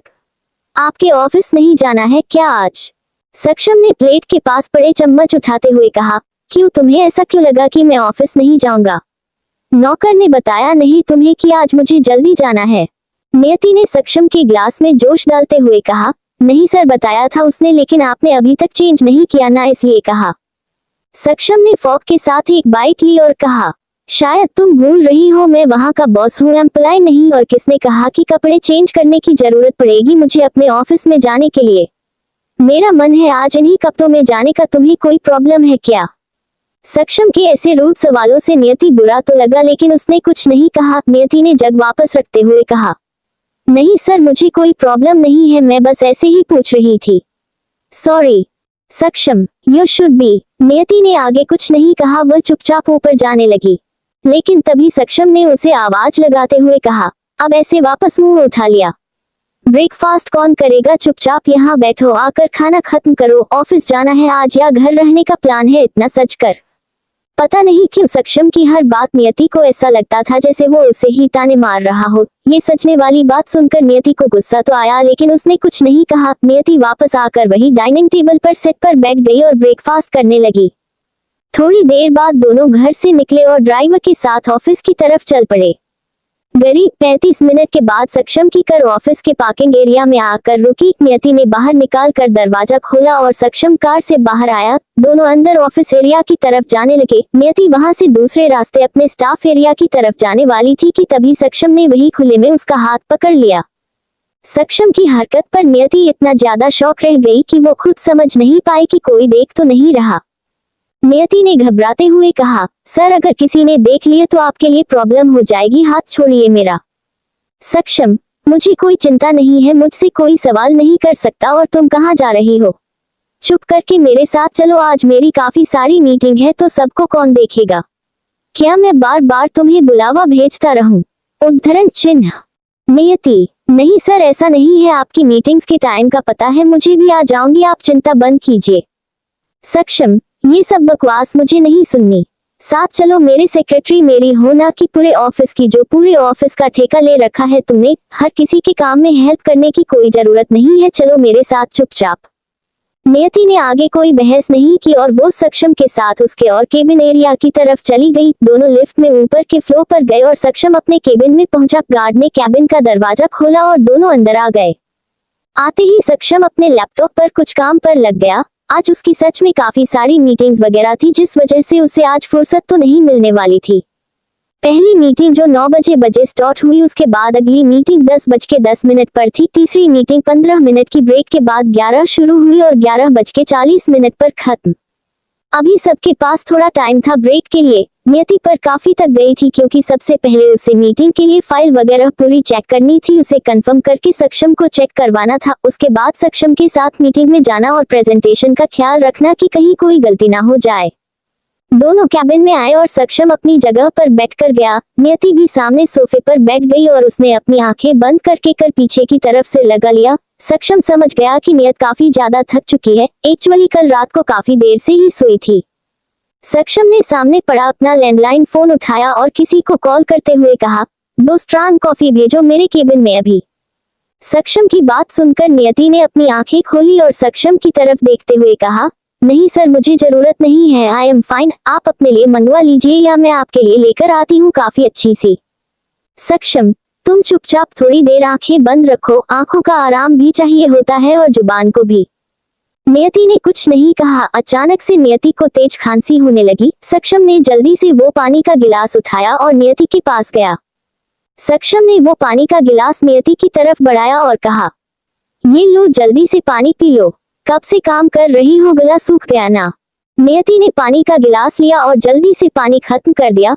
सक्षम नियति के पास बैठ गया। नियति की खांसी रुक गई थी। सक्षम नियति को पानी पीते देखकर स्माइल कर रहा था।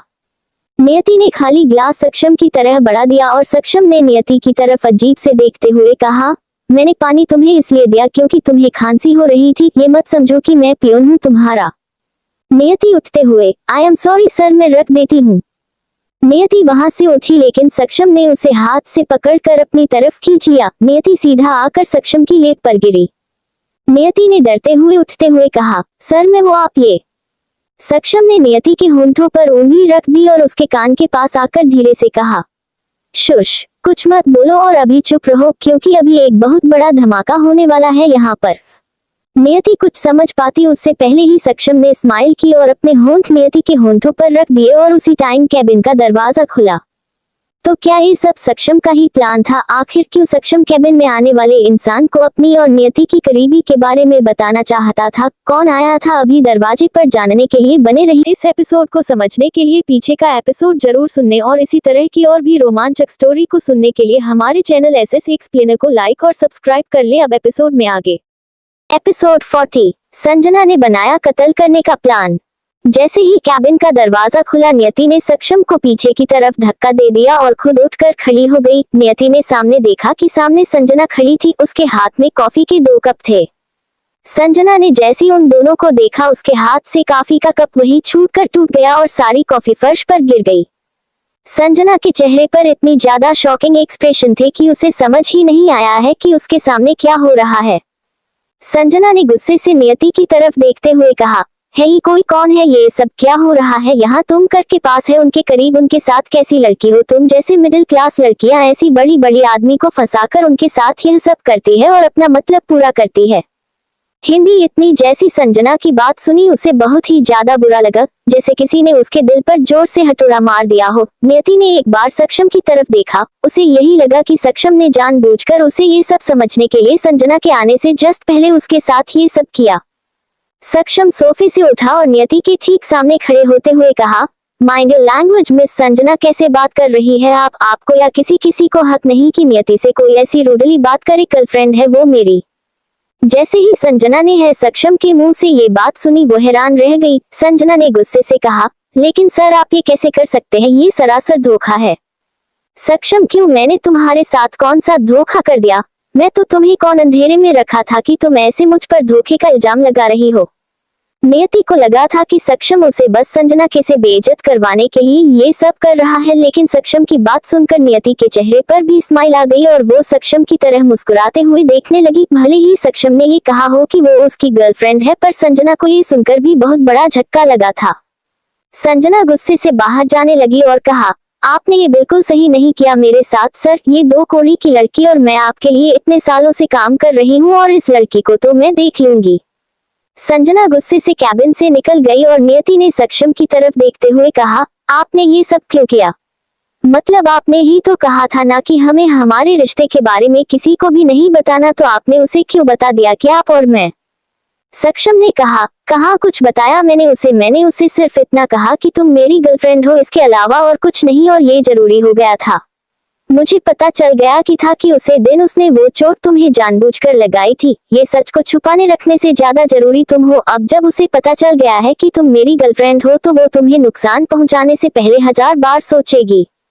सक्षम की बात सुनकर नियति अक्षम की आंखों में देख रही थी। सक्षम की नजरों में नियति की इतनी इम्पोर्टेंस थी, यह नियति को नहीं पता था।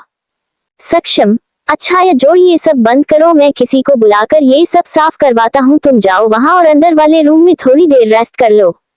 नियति ने कोई सवाल नहीं किया और केबिन के साथ वाले अटैचेड रूम के अंदर चली गई। ये रूम काफी ज्यादा अच्छा लग रहा था, जैसे कोई होटल का बड़ा सा रूम। पूरे रूम में व्हाइट कलर के पर्दे, व्हाइट कलर के बेड की चादर और सब कुछ व्हाइट कलर का था।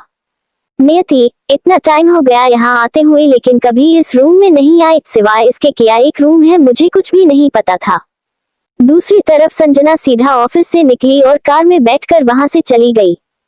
संजना काफी दूर तक कार ड्राइव करने के बाद एक सुनसान सड़क पर जाकर रुकी और गुस्से से कहा, बिल्कुल अच्छा नहीं किया तुम दोनों ने मेरे साथ।